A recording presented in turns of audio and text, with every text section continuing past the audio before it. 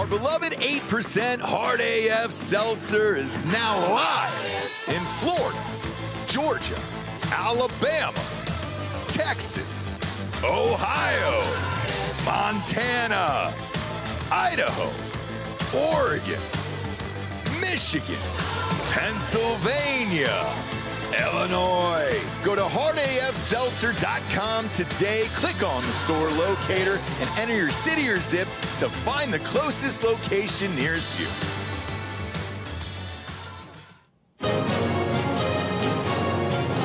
Live from our studios in Austin, Texas, this is Drinkin Bros Fake News with Ross Patterson, Dan Holloway, Papa G with the traffic,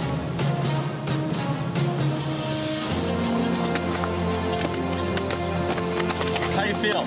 Not good. Yeah? field reporter Hot Bob, and Delco Dan with sports. Welcome to Fake News. Yeah, welcome to Drinkin Bros Fake News, everybody.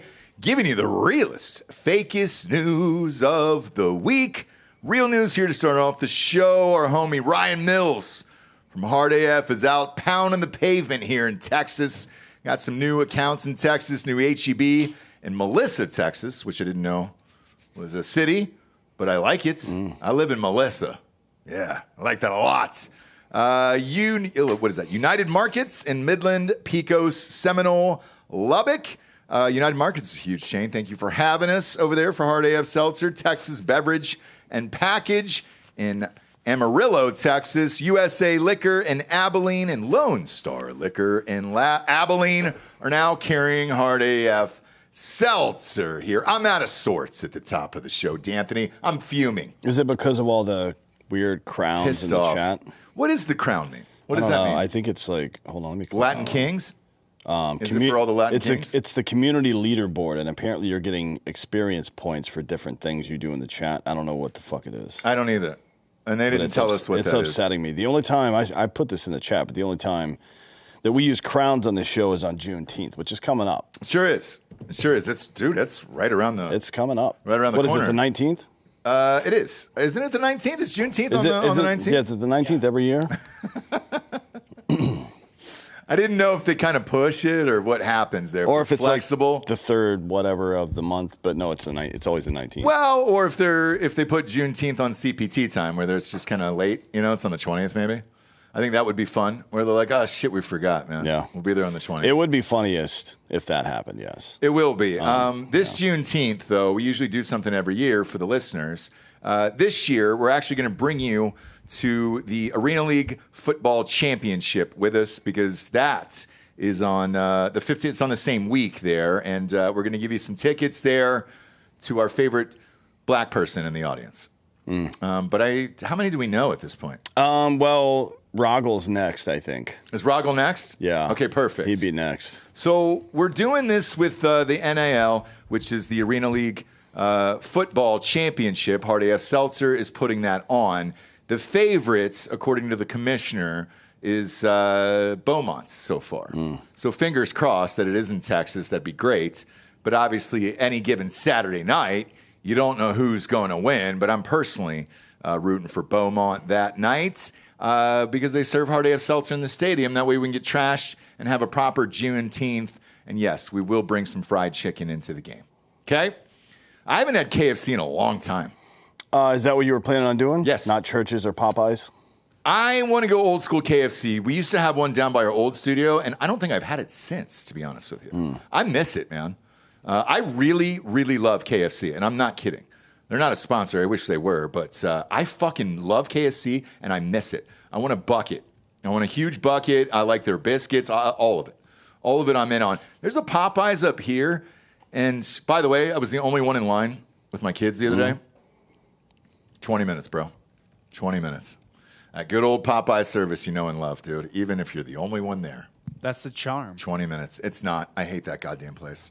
I hate it. So let's go KFC. I'm all about that. And then let's get to the news here, shall we? Thank you, Elon. Thank you. Give him a round of applause, Delco, please. For real. Do it. Do I have to? Yes, you have to. It's your fucking job. I don't care. I don't care. He ruined Twitter. I don't care. He did not. Nobody ruined Twitter but bots.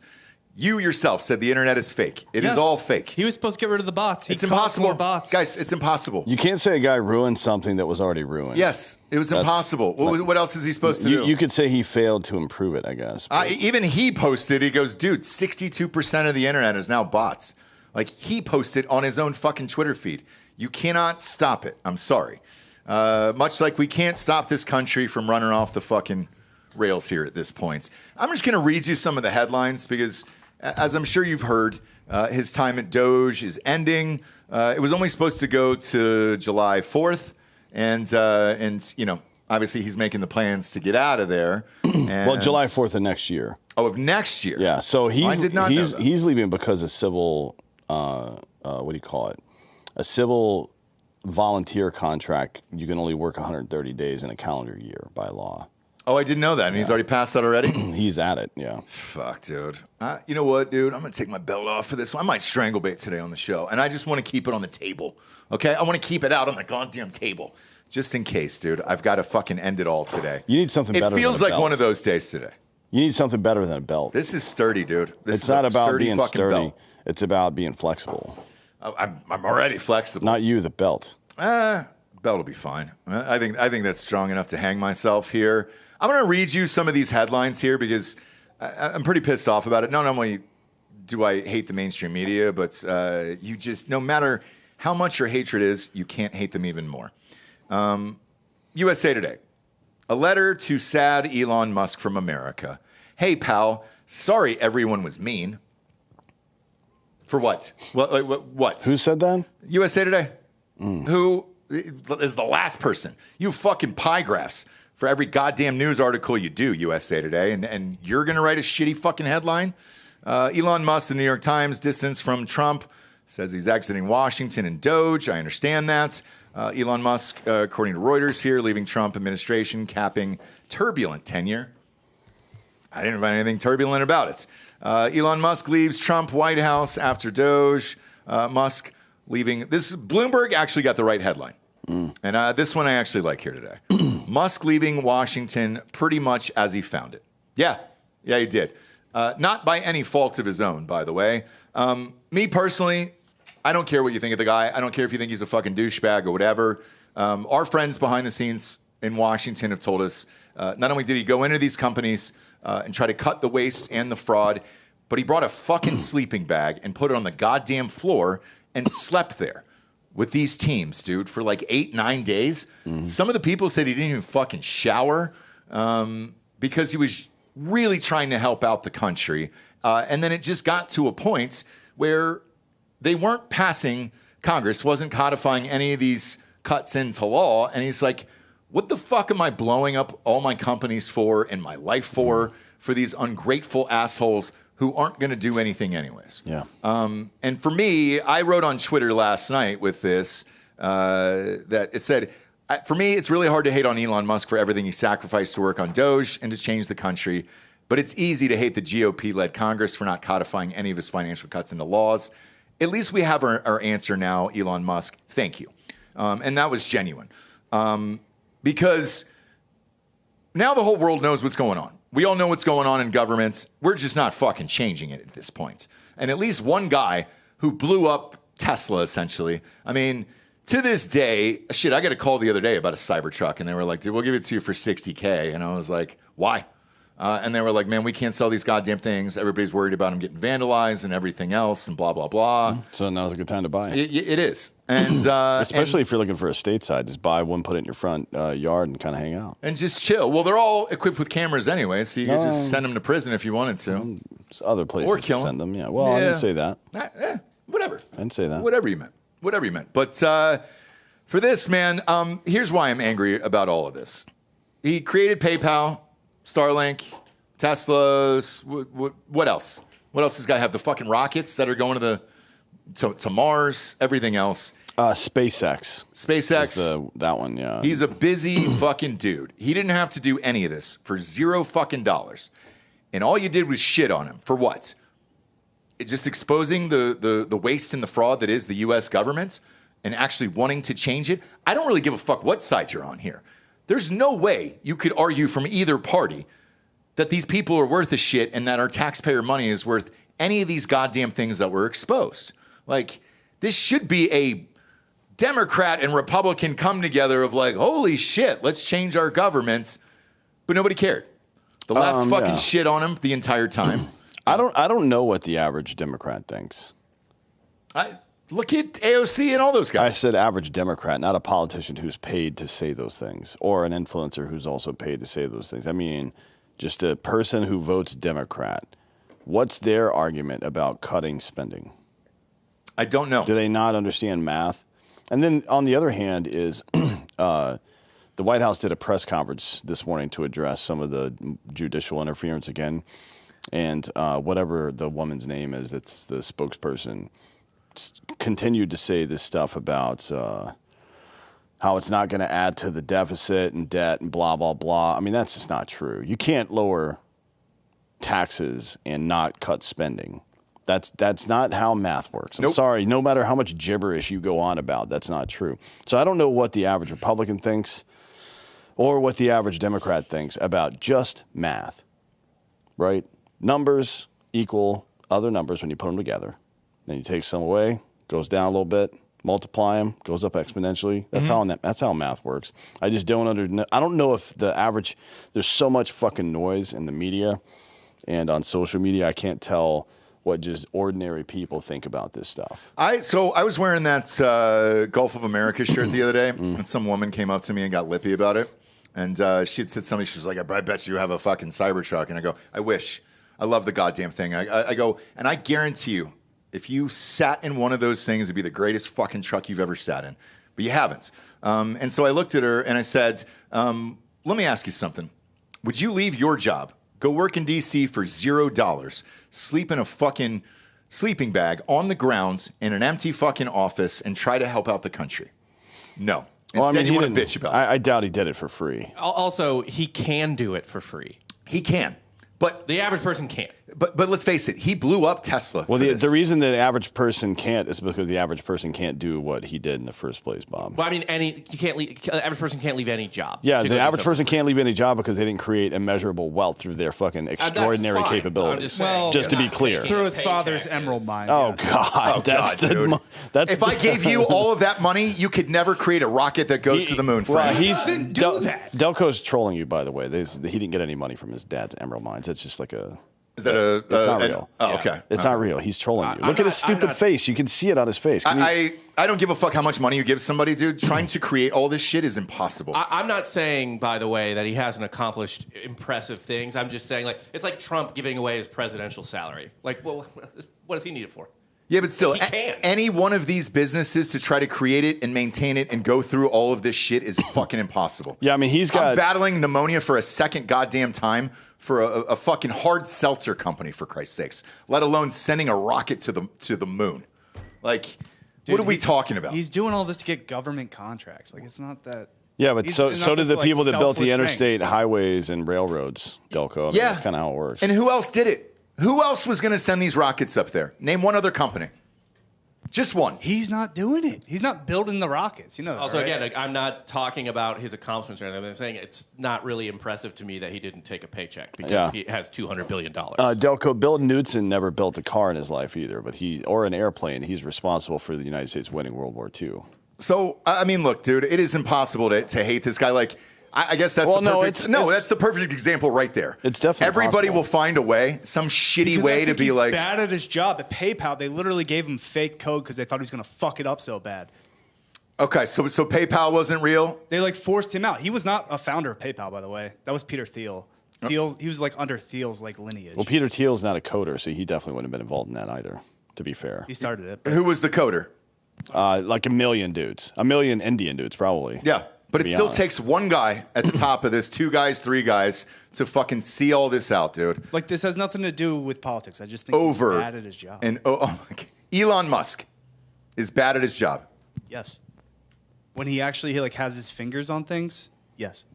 And this is exactly my point. Like, it's fucking insanity. It's insanity. Just run one company, dude, for a year. Any company. I don't give a fuck what it is. Just one company for 1 year and tell me the stress, the heartache, everything that comes along with it, dude. It is fucking impossible, dude. Let alone how many successful companies that we use in every single day of our lives. How many Teslas are out on the fucking road? How many people use Starlink? How many people in the future are going to benefit off these rockets going to fucking space, man? Yeah, we'll see, right? I mean, TBD. Still, the government has to do, like, and when I say government, I mean not just ours, but world governments have to start participating in a way that isn't just retarded. China's doing okay. They just don't have the capability. Well, they're on the moon, right? Not yet. Okay. I mean, allegedly they might be doing some stuff, but their stated goal is to be on the moon with an operational base by 2030. Yeah. On the dark side, harvesting helium. But TBD on that. We'll see. Even Jason Murphy in here yesterday, we talked about it on the show from grillyourassoff.com. Promo code Drinkin Bros for 15% off. Free promo code for that, for you guys. Even looking in his eyes yesterday, I was like, how long are you doing this? 8.5 years, dude. And it's fucking exhausting. And he's running a seasoning company, dude. Like, let alone this other shit. So to go in there and try to crack the code on this, to actually give us numbers, to show us where the waste and the fraud was, and then no one voting on it, I don't know if any of this can be fixed. Like, I am starting to feel hopeless about it. I don't know if you are. In a way, yeah, sure. But more so about the judicial review part, I guess, because there seems to be no answer to that from the Republicans. And without dealing with that first, there's nothing else to be done, in my opinion. But we'll get to that in a minute. Yeah, but all of this bleeds into all of our stories here. Even this with, the next story was Biden wasn't president. Everybody was fine living that lie for 4.5 fucking years, dude. 4.5 fucking years. Everybody was fine with it. Now Jake Tapper's going around everywhere, and we posted a video of him yesterday getting red-pilled live on air about how this he goes on some left podcast, and they completely shit on his 15-year-old kid for wanting to be a cop and a firefighter. Did you see that yesterday? On Tapper's kid? Yeah. Yeah. Yeah, because he was like, how do you, like, just talking about how his kid likes this. He plays football. Football and he video wants to be games. a cop. And a lot of people fucking quote tweeted that video. I'm like, Jake, I hate to tell you, but your kid's a Republican. Yeah. But then the left side is like, fucking... men stuff, and they think they're going to be able to recapture men. It's so funny. It's like none of this is real. We keep none of it. We keep talking about dead internet theory, but I think the entirety of our infrastructure is also dead. Dead. I don't think any of this is real. Dead. I don't either. And like, we're just willing to overlook this Biden thing. Like, who was running the fucking country? It's a good question. I mean, we know who the cabal was allegedly. Ron Klain, his former chief of staff that we talked about before, Jill Hunter. Yep.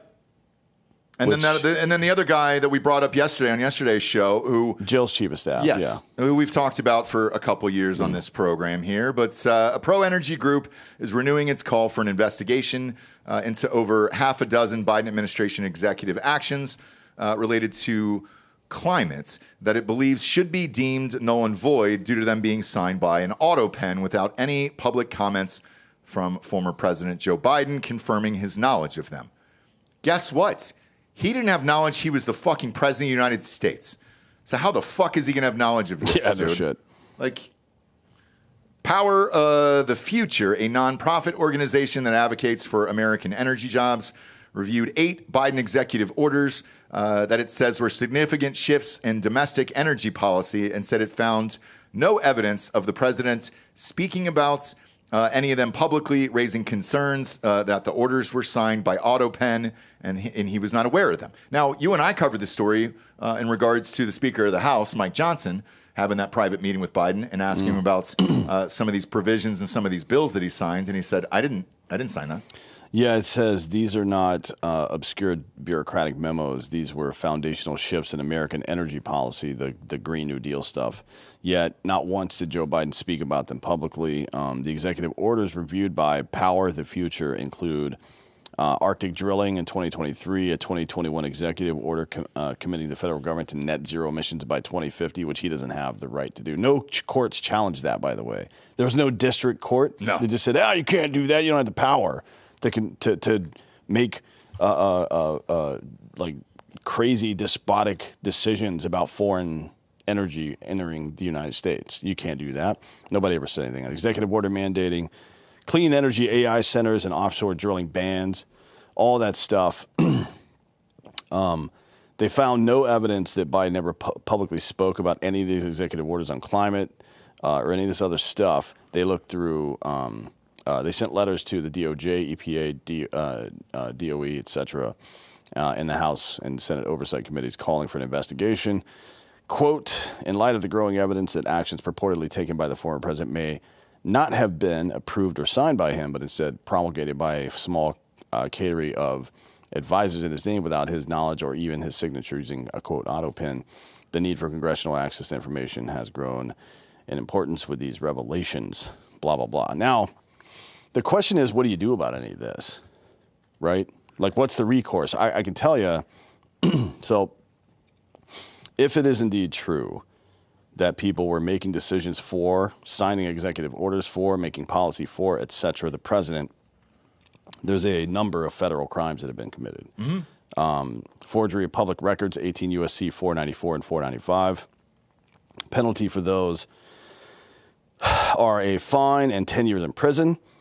Possession or use of false papers to defraud the U.S., 18 U.S.C. 1002 is 5 years in prison. Conspiracy to defraud the United States, 18 U.S.C. 371 is 5 years. Misuse of the presidential seal, 18 U.S.C. 713 is 6 months. This is all for each offense, by the way. 10 years, 5 years, 5 years, and 6 months for each offense. And then each of them also includes civil liabilities, like government fines and then civil liabilities as well. But Republicans will never do anything about any of this. No. They won't do a goddamn thing. So somebody will have Josh Hawley or somebody will talk nasty to them, or Jim Jordan will talk nasty to them in a hearing somewhere, and then nothing will ever happen. Nope. Because they have no interest in making anything happen. And here's the other part of this, right? So, Bob, I'm going to send you this video here via Twitter, if I can click it on to you. Pop this up, because this is another reason why I say it. To me, it's starting to feel hopeless. Kash Patel, who you and I really wanted to get in there, champion for him and everything else, does an interview yesterday, and it's still about the Epstein files. Go ahead and press play on this real quick. There are. The Epstein thing, you dealt with Maria, you said, as far as you know, he killed himself. I'm telling you he killed himself. The other thing on the internet is the Epstein files. What's the answer to that? The answer to that is the same as everything else. I'm not going to withhold information from the American public ever.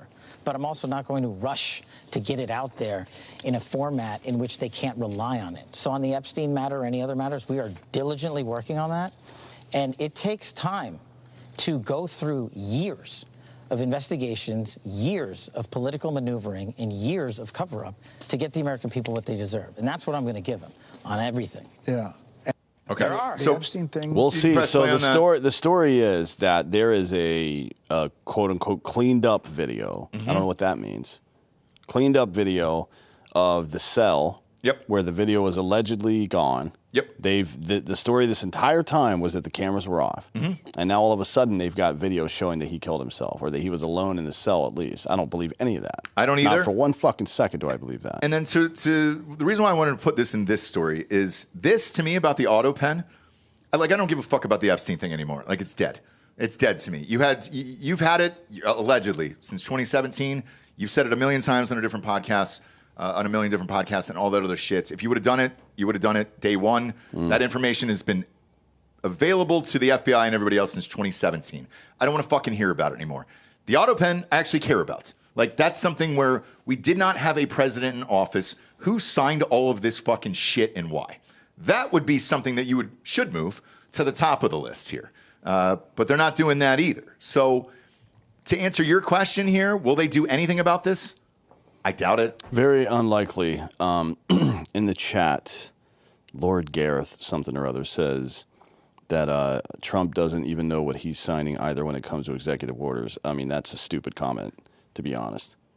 So you may disagree with him, or you may think he's personally dumb, but when they were saying that Biden was sharp as attack and everything, Trump does routine 90-minute fucking like stand-up routines every in front of people. single Come on, fucking man. day. That's just not there's plenty of criticism to go around. I think the way that he's handled Thune and Johnson is weak as fuck, to be honest. Mm-hmm. That's a legitimate criticism, but that he doesn't know what he's doing that's stupid. That's a silly thing to say. But like at a certain point here, what are the priorities? And this goes back to what Musk was doing. This goes back to the auto pen, who was running the fucking country and all that other shit. I'd also put the assassination attempt before the Epstein thing. Yeah, I mean, I guess. Well, I mean, it depends. So the story of the assassination thing, or I'm sorry, the Epstein thing, isn't taking down a sex trafficking ring. The story is which intelligence agencies, including our own, were involved in blackmailing American politicians to set American policy, because that's what really happened, right? And it feels like that's what's still happening. Yeah, it is, yeah. So the Israeli military intelligence, right, was directly involved, and they appear to have been working for CIA via USAID cutout. That's the evidence I've seen, and I believe it. Yeah. I've seen this from people I trust. So, that'll never come out. No, not in a million years. It'll never come out, because as much as Trump wants to dunk on the previous administrations and the people that came after him, if he let that come out, then it would completely destroy our intelligence community. And he doesn't want to do that for whatever reason. I don't know that it's of great benefit to us right now, but that's what it is. Yeah, I don't know. Lord Gareth, again, what a fucking stupid comment. He literally asked the other day, what's this? Because he's signing like 3 or 30 EOs at a time, and they're handing them to him. He's like, okay, which one's this? God damn it. What a fucking stupid thing to say. You really think that he's not with it?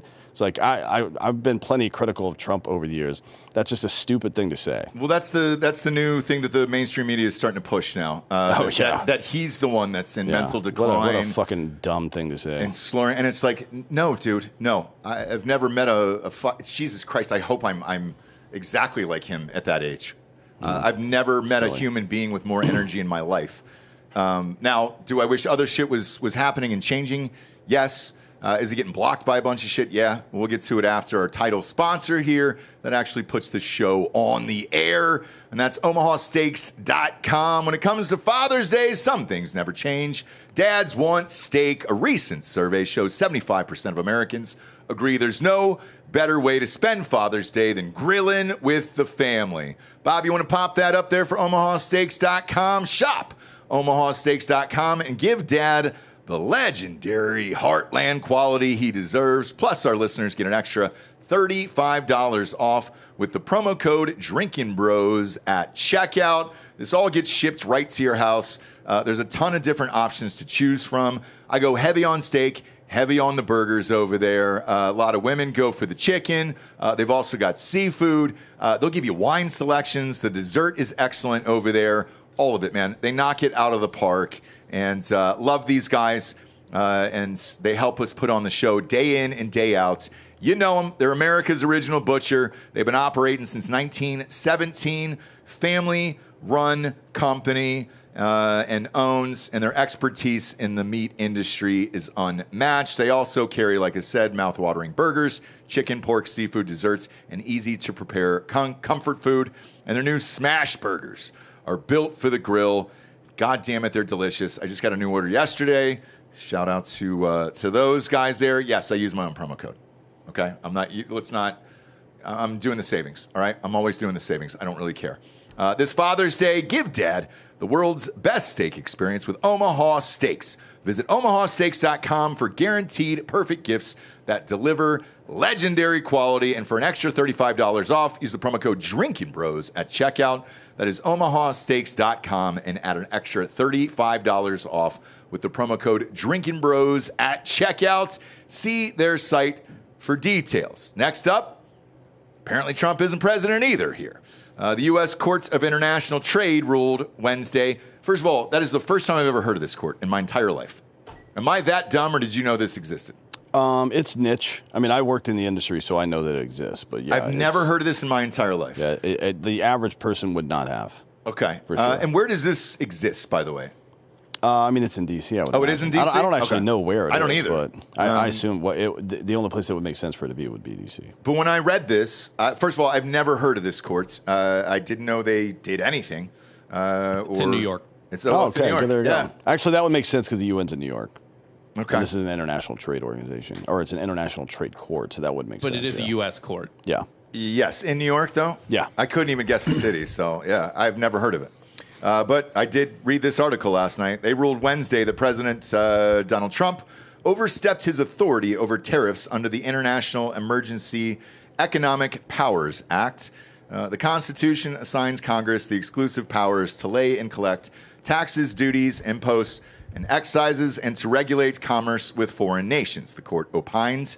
The question in the two cases before the court is whether the International Emergency Economic Powers Act of 1977 delegates these powers to the president in the form of authority to impose unlimited tariffs on goods from nearly every country in the world.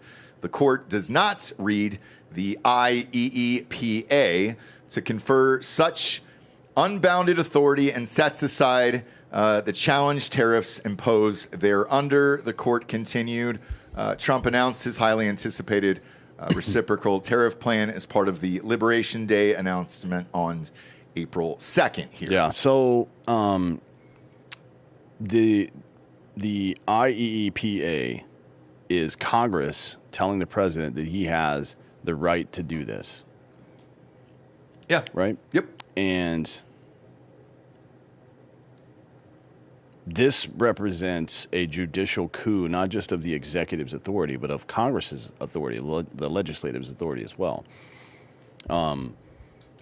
It's not a balance or check in power when one branch can negate the others. Congress decided to give the executive this authority, and the executive is using that authority. The judicial has no review authority in this regard. Right. Unless it is strictly constitutional. They don't have the, or strictly unconstitutional. They don't have the right or standing to tell the executive that they can't do something that the legislative has voted to do. That does not exist, right? A federal judge has inflicted another blow to the Trump administration by telling them they can't end the parole program for hundreds of thousands of Afghan, Latin American, and Ukrainian people. U.S. District Judge Indira Talwani, with a name like that, why are you in this country in the fucking first place? Yeah. Of Massachusetts on Wednesday ordered the Trump administration to resume processing applications from those migrants who were seeking work permits or renewing their status. Talwani, obviously an Obama appointee, rejected the Trump administration claim that suspending the parole program was within its broad discretion to direct immigration policy. It absolutely is. The Secretary of State specifically can make these decisions without a congressional oversight to decide who can and cannot come into this country. Yep. We had an election. It was primarily about immigration. Number one issue. That was the number one issue. So Trump can't do shit. Nothing he's tried to do so far has worked. The entire system has been weaponized against him, and the Congress refuses to pass the legislation that the American people voted for. Yep. They refuse to. Trump isn't president, and we don't have a government anymore. And people right now, people who were never elected to any office, are running this country. And until Trump solves this, he's not a real president. How do you solve this? I don't mean to say that he's not doing something to solve it. He's doing his best. What I'm saying is that until he solves for this, then there is no presidency. There's no voting. None of this shit matters until he solves this fucking problem right here. And I don't know the way to do it. I mean, he could declare, he can invoke the Insurrection Act and deport all these people. Probably won't do it, but even if he did, the courts would tell him he couldn't, whether it's right or not. Yep. Right? So until he solves for this, I don't know what the plan is for that. I don't know what they're working on behind the scenes. But until they solve this specific problem, we do not live in a fucking democratic republic. No. We live in a fucking dictatorship of the judiciary. And look, I'm telling you, this is a warning to Congress and the executive branch, to the legislative and executive. If you allow, and this goes for policing as well, if you refuse to solve problems that people have demanded you solve, then they will take matters into their own fucking hands. Eventually. But, you know, here's the weird thing, man, is like this argument of like, oh, yeah, like a reader on Twitter of like, oh, yeah, we stopped the tariffs. Did you like being tariffed all these years? Once you really saw the numbers of what these other countries were doing to us over the years, how can you be amped about that? Once you saw all the waste and the fraud that was going on in government spending, yeah, fuck Elon Musk. Fuck DOGE. I want to pay more taxpayer money. When you realize that you had a guy with a fucking auto pen in there for 4 fucking years, and now you got a president who's actually trying to change shit, can't get anything passed. Who is running the country besides these judges now at this point? And is that what you run for? I mean, they're the ones running it. Wait, so the thing that's supposed to run the country is the Constitution. The Constitution says 2 things. One, that we are a representative democracy, a constitutional republic, representative democracy, right? That's one. And 2, it outlines federalism, right? Which elucidates specifically the powers that go to each level of government, from the federal, and then 9th and 10th Amendment give everything back to the states.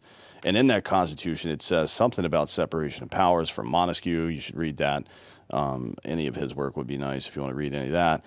And then this idea of separation of powers is intended to be a check and balance system. We didn't want kings, but we also don't want a direct democracy. Both of those things have failed to some degree or another. The king stuff has failed in all the ways that you know about. The direct democracy stuff has failed in Athens a long time ago. They tried a direct democracy. It was an absolute fucking shit show. Can't do it, right? We tried a lot of things. Actually, Athens, in the very early days, tried almost everything you can think of when it comes to a representative republic. They tried unpaid politicians, and that led to just only rich people being able to be involved in government, so they just kept voting themselves more money. They've tried a direct democracy. That didn't work. They tried a lot of stuff over the years. And the only thing, frankly, that ever really worked for any extended period of time was a benevolent dictator. We're not ready for that conversation, so we got to go through all this stuff right now. Why aren't we ready for that conversation? Because, I mean, there's something about the American spirit. We don't want kings here. People don't want one guy to be in charge, or so they say, right? I don't know that people actually believe this. I think that we're just so divided that people can't agree on that. That's what I think. So when Biden was out there, it wasn't really him, but when whomever it was in charge of the Democratic Party, and they were threatening people, calling them terrorists, COVID mandates, this and that, closures, all that stuff, people on the left were more than happy to support him. They were more than happy to support dictatorial bullshit when it was their guy. And on the right, it's the same thing. They're more than happy to force things through, putting the 10 Commandments in schools and shit like that. Or here's a good example. There is a year ago, everybody was against omnibus bills. Mm-hmm. And right now, everybody on the right is cheering for them, except for maybe some like kind of actual conservative or libertarian people. Yeah. And we don't agree on enough stuff for dictatorial rule.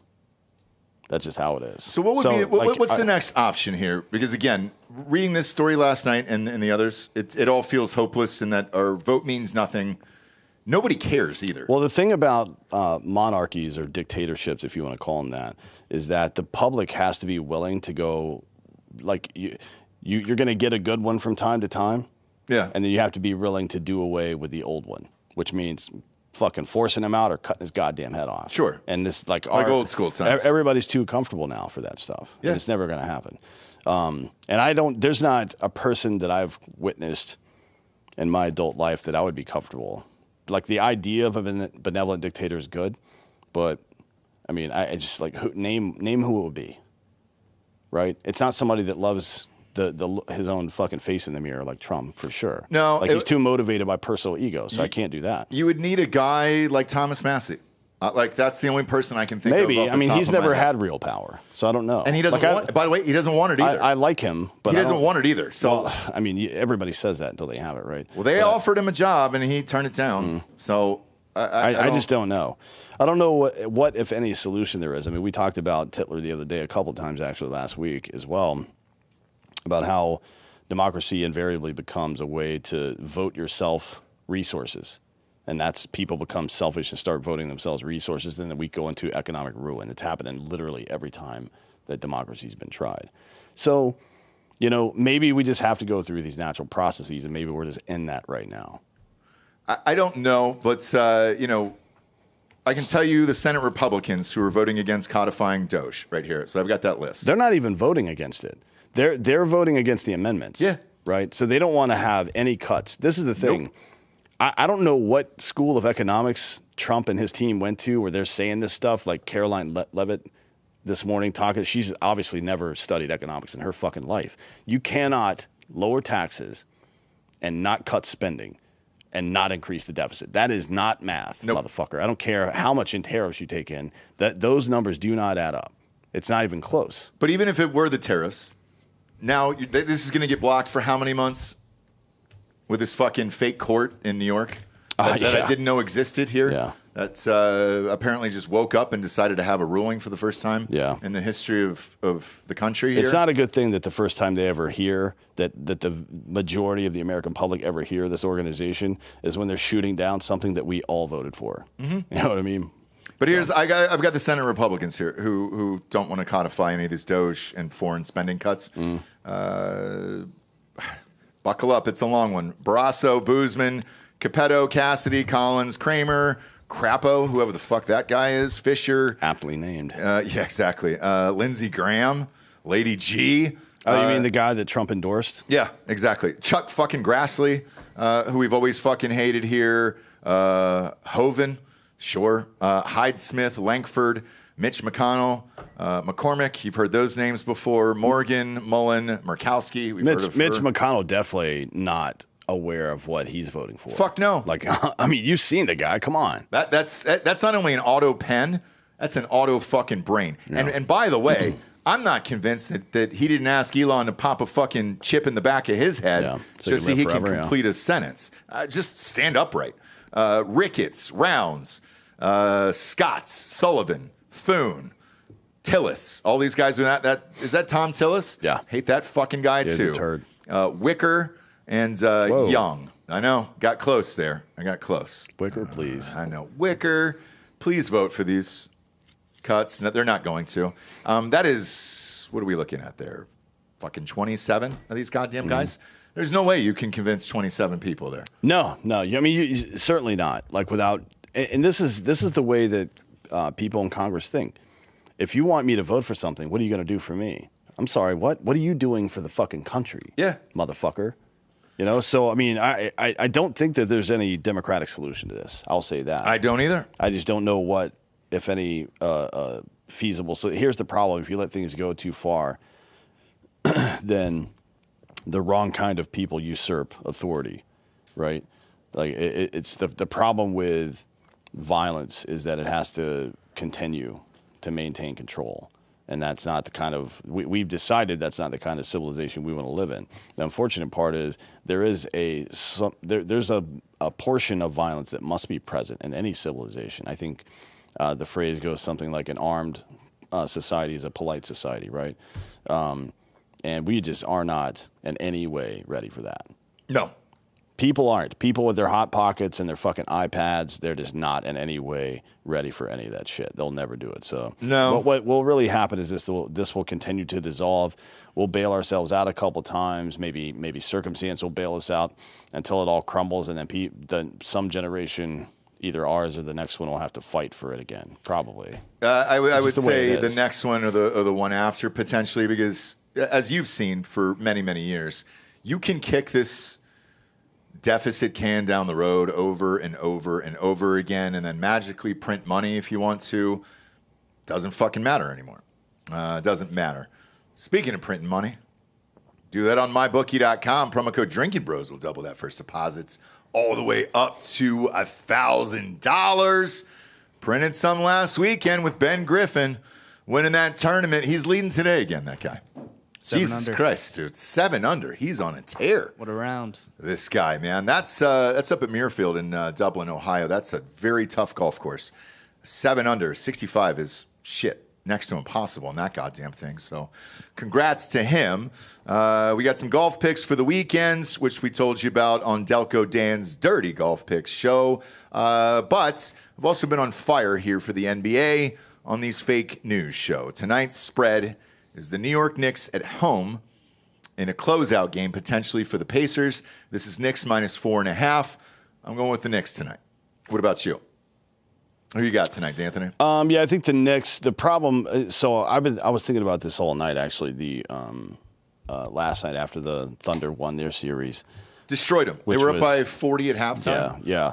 The best case scenario for the Thunder, I guess, is either the Pacers win tonight or it goes 7. And here's why: because the final dates are set, no matter what. Yeah. So if they win tonight, then there will be a big gap for the Pacers as well between their last game and the start of the finals, which will make them just as rusty as Oklahoma City will invariably be. Yep. They have to be, right? Because that's just how fucking sports works. If they go to 6, however, that gap gets shortened a lot. And the other thing is the Pacers' depth is a big problem. Their depth and their fucking attitude that you can't beat us. We'll outrun you. Yeah. Like you might be able to make a shot, but we'll just run back and shoot our own. That's their attitude. So if it goes 7, then it wears them down a little bit. If it goes 6, then they're fucked. I think if the Pacers lose tonight and win the next game, then they're winning the title.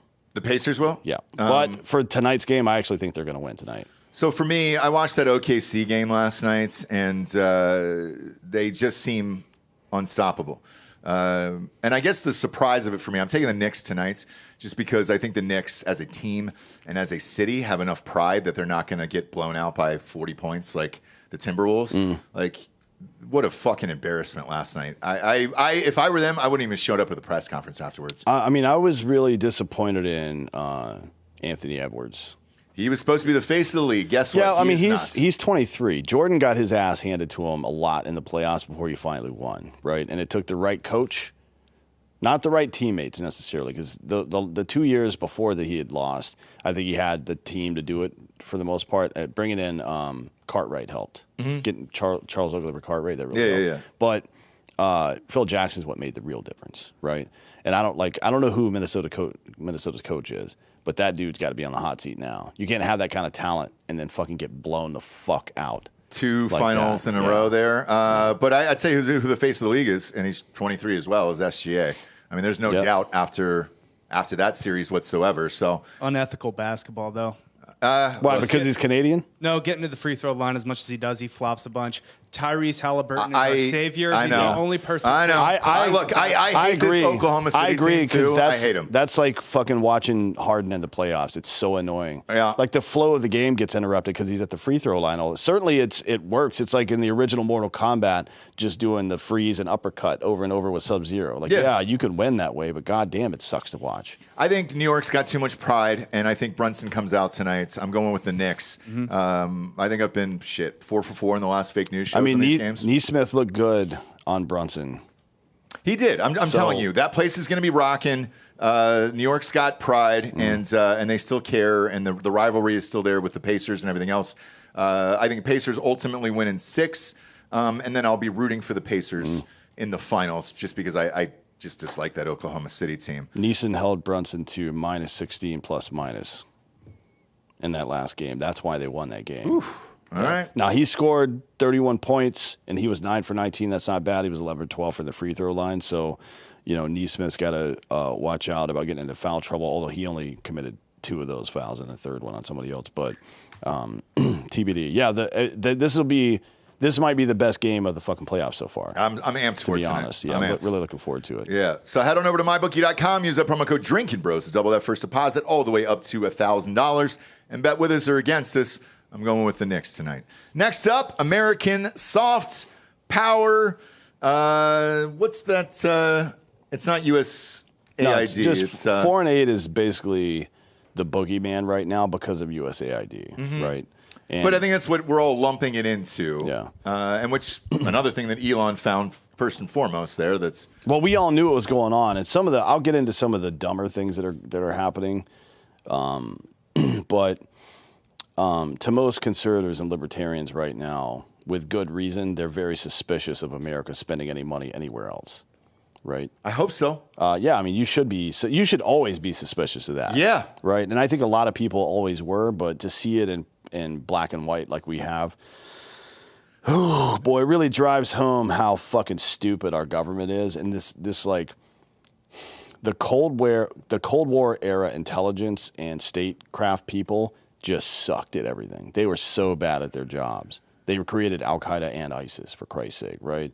They destabilized Iran. Now we're dealing with them. They've so much stuff that these people have done that completely fucked us over. It's been used. USAID specifically has been used for all sorts of nonsense. It's also been used overseas to conduct all these dumb operations that have significant blowback on America. Marco Rubio has finally kind of brought it to heel, which is, by the way, another guy to give credit to. I'm not a huge fan of his. I never have been, and he's doing a great job. As a politician, he might be the best Secretary of State of my lifetime. Well, yes, TBD. so far. There's time left, so TBD. But Rubio said, we funded things around the world that made absolutely no sense. A lot of them were, so some of these, I don't know if this is, I think this is public. A lot of these silly, what do you call it? Line items on USAID's payroll. On their budgets? Like fucking, I don't circumcisions remember. in Mozambique. Circumcisions in Mozambique. That's not what that was. That was a black operation that the agency was conducting. And it probably wasn't even in Mozambique. It was probably just somewhere in that region. And they used some fucking stupid State Department staffer thought it would be funny to call it that. So that's the equivalent of, I saw you talk about this on Citizen the other day, and it made me immediately think of this and laugh. Like when you're putting in like a placeholder title before something goes up. Yeah, and then you accidentally like send it out without fucking correcting the thing. Right. Yeah, But they did it on purpose because they think it's funny. Nobody's ever going to look at this. Yep. And Let's then call finally it that. somebody looked at it. It's like, what a dumb thing to do, because if somebody, let's say the enemy gets a hold of that and they have a significant intelligence presence, like China, for example, in Mozambique, which China would, and they see that like, oh, there was no medical operation to do any of this. This is obviously a black approach for this area. Now they're looking into what it was. That's stupid. It's fucking dumb. Not only that, but when you turn your books over to somebody whose sole job it is to cut waste and fraud, and that's what's written under the line item there, yeah, they're going to ask questions. And by the way, it happens in normal people's taxes. So if you get audited at home, either personal or company-wise, and you've got some dumb explanation for whatever the fucking money was for. So one time, I'll put it this way. It was a personal audit, and they brought it back like 4 years, right? One of the line items was I lost a bet to a listener. It was a Bama fan, and it was $500 on some game or whatever it was, and I PayPal'd him the money. Now, underneath it, I had said for an ISIS fan. That's what I labeled it in my line item underneath there, and they were like, "Hey, what the fuck is this $500 for ISIS here?" And I was like, Don't worry about that. "Oh, well, it was for a fan and blah, blah, like he was coming after For the goddess else. ISIS, obviously. And I'm just like, holy shit. But it's a fair point to raise where like, if you see it, yeah, you're going to ask about it. Well, it's one thing to do it on your own PayPal or Venmo or Yep. some shit. It's another thing entirely to do it on government books. Yes. It's fucking stupid. By the way, MER530 with an all-time comment. How sneaky can Black Ops be with all those smoke alarm chirps in the background? That is elite. And that is an elite comment. So congratulations. You're mid-show Drinkin Bro of the week. Yeah. We've never done it mid-show there because you follow the comments and I'll read the stories. So the question is, because it comes down to what Rubio said, it's foreign aid and I think people have seen this as well. Foreign aid is not charity, but it's aid meant to keep Americans safe and prosperous. And I'm going to get into some of more of this stuff because there's been quite a few things over the years that USAID has actually done that made sense and worked very well to our advantage, right? For example, one of the ways that we know terrorists are recruited is through hopelessness and poverty. It's the same thing as gangs, mass shooters, like this nihilistic hopelessness leads people down these pathways to try to find family, as they call it, or purpose or whatever, and they always go in the wrong direction. So USAID programs have used American industry, like private industry, not taxpayer money, but private industry, to build opportunities in certain areas around the world to promote economic success and curtail terrorism recruiting. We did it in Saudi Arabia, very unpopular in the middle 2000s for us to be spending money in the Middle East helping anybody because we were pissed off at those people. Well, Saudi Arabia and Jordan are two of our greatest allies on earth right now. Whether you want to accept that or not, but that is a fucking fact, right? So highly successful in that regard. We know it works using American soft power in this way. And I don't mean, again, it's not always about taxpayer dollars. Foreign aid comes in a lot of different ways, and a lot of times it's through American business as well. We know it works because that's what the Abraham Accords was, frankly, right? That's what it was. American economic incentives to these rich countries in the Middle East so they'll stop fucking with Israel and stop drawing us into wars that we don't want to be in. By the way, the fact that Trump hasn't been at least nominated for a Nobel Peace Prize for that is asinine. It's nonsense. Like, if anybody's ever deserved one, it's that, for fuck's sake. It's also stood up global markets and U.S. industries all across the world that have deepened ties with countries that we want to be deeply tied with. The Marshall Plan in Japan, right? That was the USAID, basically. I mean, it's the same organization that became USAID that did that. Japan's now the third largest economy on earth and one of it's our second best trading partner. South Korea, our sixth best trading partner, same deal, right? Rebuilding them after the Korean War, same organization, same stuff, but through American business, not through taxpayer funds entirely. It's through American business. Now, it's also provided support for American businesses overseas, and this is something I suggest we go way further and do what Israel does. I don't know if people know this, but this is so the Israeli government will, if you're an Israeli citizen and you live in China, Russia, U.S., Brazil, wherever, they have people all over the place, right? Canada. Canada, yeah. If they see that you are running a successful business, somebody from the Israeli intelligence community will reach out to you personally. I have friends that this has happened to. And they will say, you're running a great, successful business. If you would like, we will use the Israeli intelligence community to provide you information on your competitors so you can beat them. Why the fuck is the United States government not doing that? I don't know. If there's a U.S. citizen in any of these countries, a restaurant group or a tech company or anything, mining, whatever it is, and the U.S. government isn't reaching out to that business and saying, hey, here's how you can beat everybody. What the fuck's the point of even having a government if they're not helping citizens, right? I don't know. The Israeli government does this, and people criticize them for it. But that's the smartest way that you can handle your government, in my opinion. Yeah. Right? So instead of bitching about 8 million Israelis doing shit like that, maybe we should use the greatest, most powerful country on earth to help our citizens abroad in that way. Anyways. We won't, though. No. I like all of the shit we've talked about for the last hour is proof that we will not do this. Well, we can. We've done it before. We've been highly successful at it before, too. Who was it, though? Who was in there? I just told you. Well, who was in there during the 60s? That would have been JFK. Okay. And what happened to him? He got clipped, right? And they tried to clip Trump twice because he's trying to do the same thing, by the way. That's what we're up against. But it's important to know that these things work, right? It's important to know that they work because strong American companies overseas that are facilitated by the government the way that I'm talking about, they bring revenue back to the U.S., not just money of any sort, but U.S. dollars back into the U.S. That is a significant reducer of inflation, right? So, currency inflation. But you know this works. I know this works. This all seems like common sense. But the two guys who have tried to make changes, the biggest changes as presidents, have both been, one was assassinated, the other one almost. They're trying, yeah. But why? Why? It wasn't just them either. I mean, FDR did it to some degree. And they sent a werewolf after him to give him polio. Well, that was just a movie you made, actually. No, it wasn't, dude. That's how he got it, and he was in a fucking wheelchair after that, all right?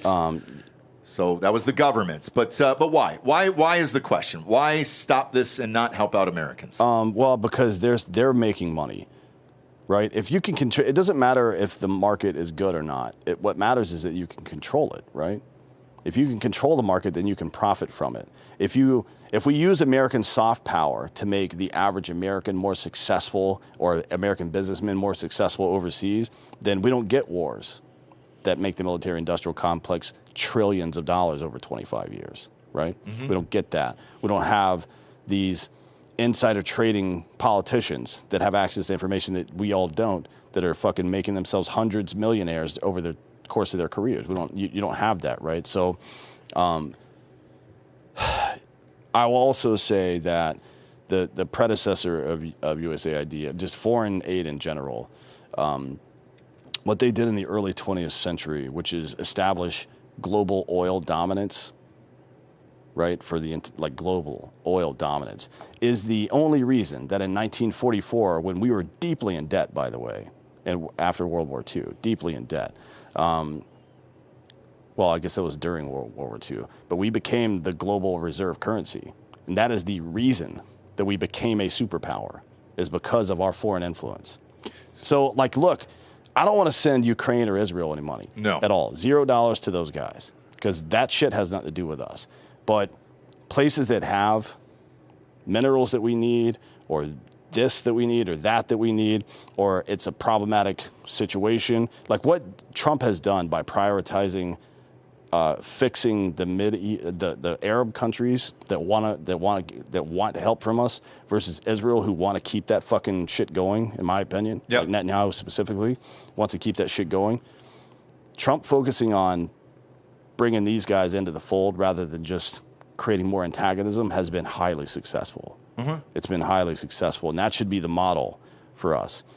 The point of all this is that we want to be the world's superpower. You should want that if you're in America, not because of the power part, but because we are good at it, frankly, right? We're good at setting a good example for other people because we have capitalism, free trade. We have until relatively recently, we still had an honor-based society that wasn't just a bunch of crazy barbarians murdering each other all the time. And what we don't want is America's sons getting sent to fight more pointless fucking wars because of these Harvard, Princeton, Yale graduates that think they're smarter than everybody else, right? That sacrifice nothing in their lives, frankly. We have to use American soft power as a primary source of influence abroad. It's what Trump is trying to do right now. And this is what, like, people need to look into the history of this over the last 100 years or so, 120 years, understand how it's worked successfully and how it's been corrupted and bastardized by the assholes in charge, and that don't throw the baby out with the bathwater. We have to fucking learn how to use American soft power so we don't have to fucking invade poor countries and make trillions of dollars for these fucking military industrial complex people. So I'll go back to the top of the show with Musk and DOGE. Now with USAID specifically, he wanted to cut 80% of the department, and he said about 20% was worthwhile and some of the ventures they were doing. He didn't say what they were, and Marco Rubio also said the same thing. So is that 20% what they're talking about? Because we're normal Americans aren't privy to the information that you are. Wait, say that again?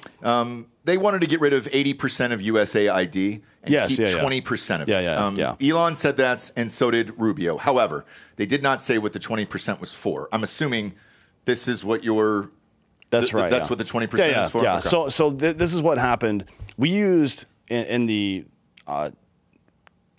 teens, 20s, 30s, and 40s, we were using American intelligence assets to benefit American companies. Like, if you ever heard, and it continued into the Cold War a little bit in the 50s and 60s, kind of curtailed after that into like these crazy schemes. I'll go through the timeline a little bit. So Prescott Bush was one, oil guy, right?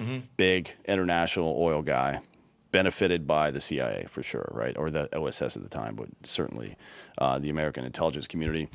And if you heard of some dude, like, it was kind of a trope in the 80s and 90s. If some guy's dad or grandfather worked in Saudi Arabia back in the day, he was in the CIA. That's how that worked. Or he was a cutout for them or something like that, right?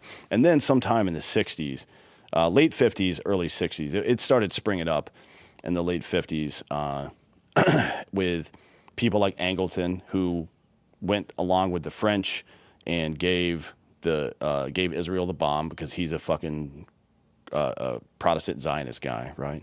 Against JFK's wishes, stuff like that. Or all the crazy drug stuff. Once we got into Korea and Vietnam and shit like that, we're like, oh, damn, they got heroin everywhere. We're just going to start selling it to our own people. Then we got into South America, like, oh, they got cocaine everywhere. We're just going to start selling it to our own people and making money so we can buy guns for all these fucking countries that we need to arm. That was the second iteration. It's like first, second, and third wave feminism. It started out like, hey, can we just like vote, not get beaten up? Yeah, drive a And car, maybe. Then it turned into like, oh, we're men now, right? That's how it happened. So again, don't accept retarded ideas just because the real idea has been misused by people. That's what I'm saying. Yeah, but the normal American doesn't know this. Well, that's why I'm telling them. No, this. I know. And there are plenty of books that you can read that will elucidate all of this stuff. I highly recommend. Actually, just go to Eric Prince's website and read every book on his reading list. That's a good start. Okay. Because, nobody reports on this. You never hear about this in the media and everything else. Also, I mean, it's a big problem that fucking people that don't understand our history are in charge of our future. Yeah. Right? But the only way to solve that is for you as the individual to know the history. So when somebody comes to you and says some stupid bullshit, you're like, no, that's not actually what happened. Here it is. But someone who knows the history and who studied it like you, for example, doesn't it make you more frustrated about what's going on? Because history repeats itself? To some degree, yeah. Because that's what pisses me off about all this other shit. Is just like, dude, what are we doing? And then how do we change it? Because I think if it's not Trump, I don't know who would get in there and do it, or try to at least. He's the first one that's even tried to really make drastic changes to government. Since JFK. Yeah. Everybody else has just been playing the game. Like LBJ obviously just played the game. He just wanted to move the statecraft stuff that was going on forward. Bush played the game. Obama played the game. Same thing with Reagan. Yeah. All of them. Yep. Right? Yep. I mean, Bush, too, the game he was playing was checkers. Let's be real. That he was farting in the bathtub and you like that? And then drawing pictures of cats and shit. Like, all right, cool, man. But everybody else has been playing the game. And Trump, this is why they have said this many times before. We've all said it many times. I think this is common knowledge to anybody that actually pays attention, that the threat he represents to the status quo is the real threat that he represents. And people just and they won't have it in statecraft. They will not have it. They'll kill him. They'll fucking do anything they can to stop him. I'll try. The courts right now, because they've set a perfect trap at this point. Because they're whittling him down to the only choice he's going to have is to ignore the courts, and then they're going to call it a constitutional crisis. Well, let me interrupt. A constitutional crisis is when one of the branches is negating the other two. That's a real constitutional crisis, and we are in one now before Trump has done anything. So every single day, there's some new courts, some asshole judge that pops up who doesn't have the jurisdiction to do it. And then they got to go and fight this for 6 months. It's almost like trying to run out the clock when you're up by 40, where you're just like, all right, he's only got 4 years. Yeah. So can we just run out the clock via the court system here? Yeah. I mean, I guess the problem is if Vance gets in 28, and then it's Vance and Rubio are running in 28. We need to fact check something in the chat here. Let me find it. Feel free. Somebody said that when LBJ became president, he made people follow him into the bathroom while he took dumps. That's true. That is true. Can we fact check that? Yes, that is fact checked, by the way. That is 100% true. And he would leave the door open when he shit. So the guy had to sit there in his own shit. You can look up his name. I've read about this. There was a guy who had to do it, and I believe his secretary too, right? Yeah, the method of persuasion was called the Johnson treatment. Yep. In which he won political victory through flattery or bullying. Yeah. One of his most common tactics was inviting people into the bathroom and continuing the conversation, leaving the door wide open, creating an awkward environment. One such instance saw National Security Advisor McGeorge Bundy. There you go. Wow, that's a name. That is a name. Nearly stumble and fall onto LBJ's lap while he was seated on the toilet. You don't want to fucking fall on Jumbo. No, you sure don't. Sure don't. But that's a true story. That's a true story. Yeah, even I knew about that. Shit. Fucking A, dude. I think it's a great tactic, you know? Just to stand in somebody else's shit in the bathroom there. It's great. I love it. Bring it back, dude. That's and he the was fraternity taking system. absolute loads. Fucking you know what I mean? heaters, Just fucking dude. log city over Yeah, there. you got to think the diet of that guy. Dude. Are you kidding of me? a Texan. Yep. Living in D.C. with all all that those gravy. Yeah. A lot of fucking fried foods there. the smell that was unleashed every morning by that guy.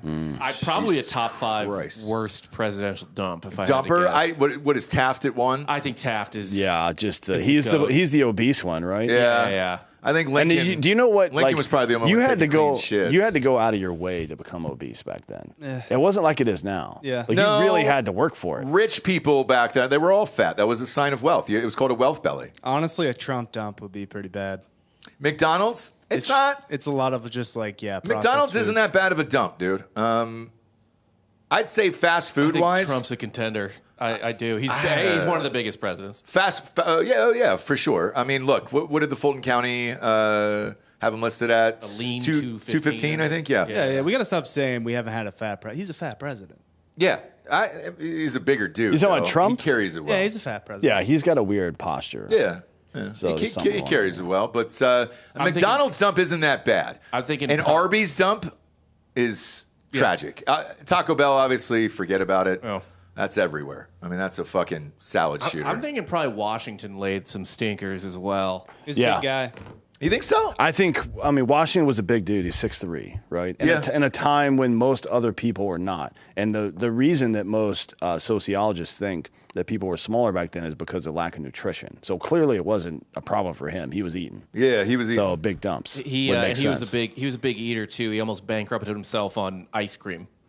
Well, It's because he didn't have teeth to chew anything yeah, with. exactly. Do you find that bar bill from I don't know if it was the Sons of Liberty or whom it was, but there's this like classic bar bill that Washington was involved in, and I think the equivalent today would be quite a bit. Yeah, it was a 1787, so end of the war Yeah. time. Mother Jesus, of fucking. USA It's USA Today. Today with their stupid bullshit. well, hey, dude. Sorry that Elon's sad. USA Today. I also think losers.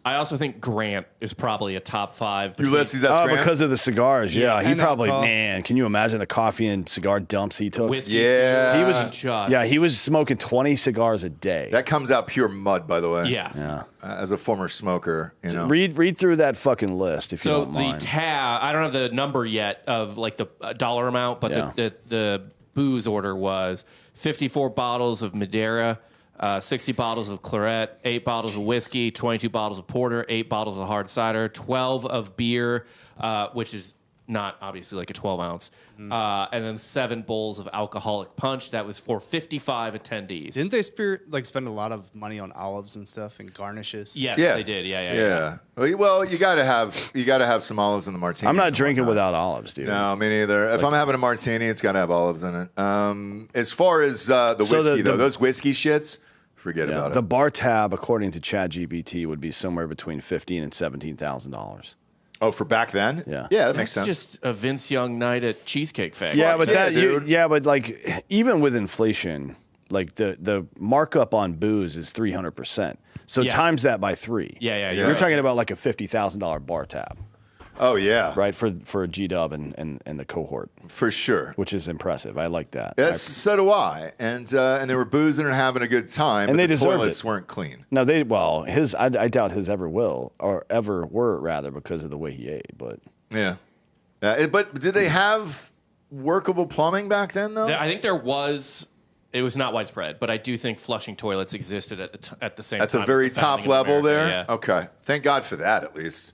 I mean, if it was an outhouse and all those dudes had to share an outhouse the next morning, holy fuck. Well, I mean, they probably were mostly doing that, and in chamber pots and shit like that. You know what I Right. mean? So they were just squatting over a spittoon and just unleashing hell. My God, dude. And that's going to get on the back of your socks and whatnot, like, because that's not coming out clean. I mean, you probably dealt with it in war. yeah, I've shit into some weird places. Yeah. Next up, sponsor-wise, I'm sure you're going to be amped about this. AmericanFinancing.net/Drinkin Bros. If you've run up a huge bar bill on your credit cards and are looking to pay it off, oh, the APR on a credit card is anywhere between 20 and 30%. Whereas if you own a house, it's about 7%, and you can take equity out of your house and then pay down those bills. If any of you were looking at your taxes from April 15th and saying, holy shit, that's how much interest I'm paying on credit cards. How do I fucking stop this? This is the way if you're a homeowner here. American Financing is a family-owned mortgage lender. It's been around for 25 years. American Financing is licensed in all 50 states. Their mortgage consultants are salary-based, so there's no incentive for them to put you in a loan that doesn't make any sense. Their customers save on average $800 a month when they call and let American Financing help them.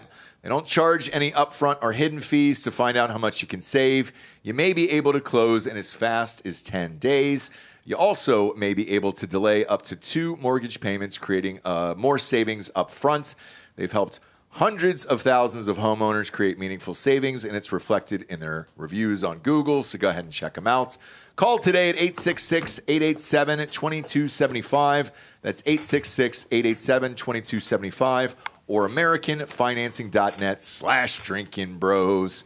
The disclaimer's over there on NMLS 182334 at www.nmlsconsumeraccess.org. There to make sure they're on the up and up. Bob posts all of these links in the audio description as well as the video description. So if you're out there and you want to give it a shot and can't remember what I just said, Bob posted up there, so you got a shot at it there. Next up, Rubio. Little Marco goes nuclear. He announced his new visa restrictions the Trump administration is implementing against foreign authorities who says are complicit in censoring Americans. For too long, Americans have been fined, harassed, and even charged by foreign authorities for exercising their free speech rights. Rubio wrote on X today, I'm announcing a new visa restriction policy that will apply to foreign officials and persons who are complicit in censoring Americans. Free speech is essential to the American way of life, a birthright over which foreign governments have no authority. Foreigners who work to undermine the rights of Americans should not enjoy the privilege of traveling to our country. Whether in Latin America, Europe, or elsewhere, the days of passive treatment for those who work to undermine are over. The United States has long condemned censorship and repression by the Chinese Communist Party, Russia, Iranian, and Cuban regimes, but the Trump administration more recently has added criticism against allies of Europe. Dan, does this matter? Because this will be overturned by a court in about an hour. Yeah, we'll see. TBD on that. I mean, again, these are all of these things are all hinge on Trump administration's ability to do anything about this, to stop the judicial overreach. And I don't know what that looks like, to be honest. I mean, I don't either. You're going to sue them in their own court? How does that work? And like, you can't count on Congress to pass anything, and even if they did, the court would nullify it, which is not like you. Certainly, the separation of powers is meant to, again, keep everybody in their lane. The executive's job is to exercise the authority of the executive, and it comes from the Constitution, and it comes from the Congress, right? Stuff that Congress has voted to allow them to do, and right now that's not happening. So it's TBD on what's going to happen there. But I do think this is a good. Again, I was talking to somebody about this morning on Twitter. Let me find it actually so I can quote myself correctly. But the question was something to the effect of what countries exist out there that are Western society compatible. It was Dirt McGirt, by the way, BT Bates. Okay. He was asking me, because in the 1970s, a lot of people said that China would be one of those. And my response to that is that it's the wrong question. The question is, what boundaries are we, the U.S., putting in place to force countries who want to do business with us or benefit from our security to be Western society compatible? Because it worked with Saudi Arabia. We told them, quit fucking around and this and that. You can't have access to this. There were sanctions here, threats here, blah, blah, blah, here. And then all of a sudden, the Crown Prince decided, we're going to modernize the country, and if you get in my way, I'll fucking kill you, right? Okay, well, maybe that's extreme, but it's working pretty well, right? I think that's the thing that the American government has to do. It worked really well in China for a while, too, while we pressed it. So Clinton gets a lot of heat for allowing China into the WTO, and it should have been contingent on things, and it wasn't, right? Should have been contingent on them doing certain things. We just allowed them in and hoped for the best. That was a mistake. But us going to Cambodia and Laos and Mexico and South America as well, for some of our, in South Vietnam, for some of our textile products, forced China to modernize their workforce in a lot of ways in the early to mid 2000s. Then we stopped doing it. And once they saw there was no more pressure, they just started using slave labor from Uyghur Muslims. Right? So we were on the right track and we fucked it up. This can be a very effective thing. Again, it's back to American soft power, to use this economic power that we have to tell a country like England, hey, you guys are trying to arrest American citizens for saying that Muslims are invading your country. Well, that's what's happening, one. And two, you can't arrest people for saying words. And if you do it, we're not going to do fucking business with you anymore, and your people aren't going to come to our fucking countries. Same thing for the rest of the world. Yeah. What are you going to say, Bob? Another thing to your point on Saudi Arabia and American soft power is that the MBS, I think, was kind of culturally westernized as well, because he grew up he's my age, he's 39. Yeah. So he grew up seeing the rest of the world and seeing how, Americans live and how it's not such a backward place. Europe too, probably. So cultural soft power, I think, is important too in that aspect. And that's the part that this is doing right here, right? So there's the starting businesses in different countries and letting them have access to our economy that really helps, a contingent on behavior. Yep. Like, hey, you guys got a bunch of lunatics running around, fucking goats and raping people and shit and blowing themselves up. Knock that. You got to take care of that. And then you can come in, right? It's like, take your shoes off before you come in the house. It's that simple. And what Bob's talking about is just the cultural analog to that. Like, hey, man, we don't fucking do this stuff that you're talking about. If you want to hang out with us, you can't be fucking, Gary, you got to put a shirt on. Yeah. I can't, you can't come over to my house for dinner with a bunch of people with no fucking shirt on. Yeah. By the way, there's a bunch of listeners that are tagging me in this and want me to ask you about this. This is breaking news here. So, Bob, I just sent you the video on Twitter. You're going to have to play it because I have not seen this announcement. Democratic Governor of Hawaii, Josh Green, has officially signed the first climate change tax in the U.S. into law. Labeled a green fee, the tax will target tourists on Hawaii Island, requiring them to contribute for their carbon footprints. Cruise ship passengers will also be included, paying a prorated tax based on how many days their ship is docked at a Hawaiian port. This is set to take effect in January. The law will impose a 0.75 tax on visitors staying in hotels and short-term rentals. Play this clip. I did not see it. By the way, all this does is kill any additional industry coming to Hawaii. Yeah, I can't imagine small business owners in Hawaii are pumped on this. Yeah, what the fuck, man? Yeah, play this. For fuck's sake. Is it goddamn USA Today again? After years of political back and forth, the pen finally hit the paper. I hope that the world is watching, because having something that is a balance between industry and environment is going to be the way to go forward to protect your people. Senate Bill 1396, now Act 96, creates what's being called a climate impact fee, also known as the green fee. The 0.75% increase to the state's transient accommodation tax hikes the TAT to 11% for tourism-related activities, including hotels and cruise ships. To break that down, for every $400 spent, $3 will go towards natural resource protection. The bill is projected to raise an estimated $100 million a year to address what the state says is about $500 million in critical funding needed to protect Hawaii's natural resources. Okay. So I want to go back to something earlier here regarding Hawaii's GDP is $90 billion, by the way, and this is going to raise $100 million. And it's all it's doing is extracting money from the population. That's literally all it does. It's not fixing shit. But is this the way forward? If this guy's able to pass this fucking tax, right?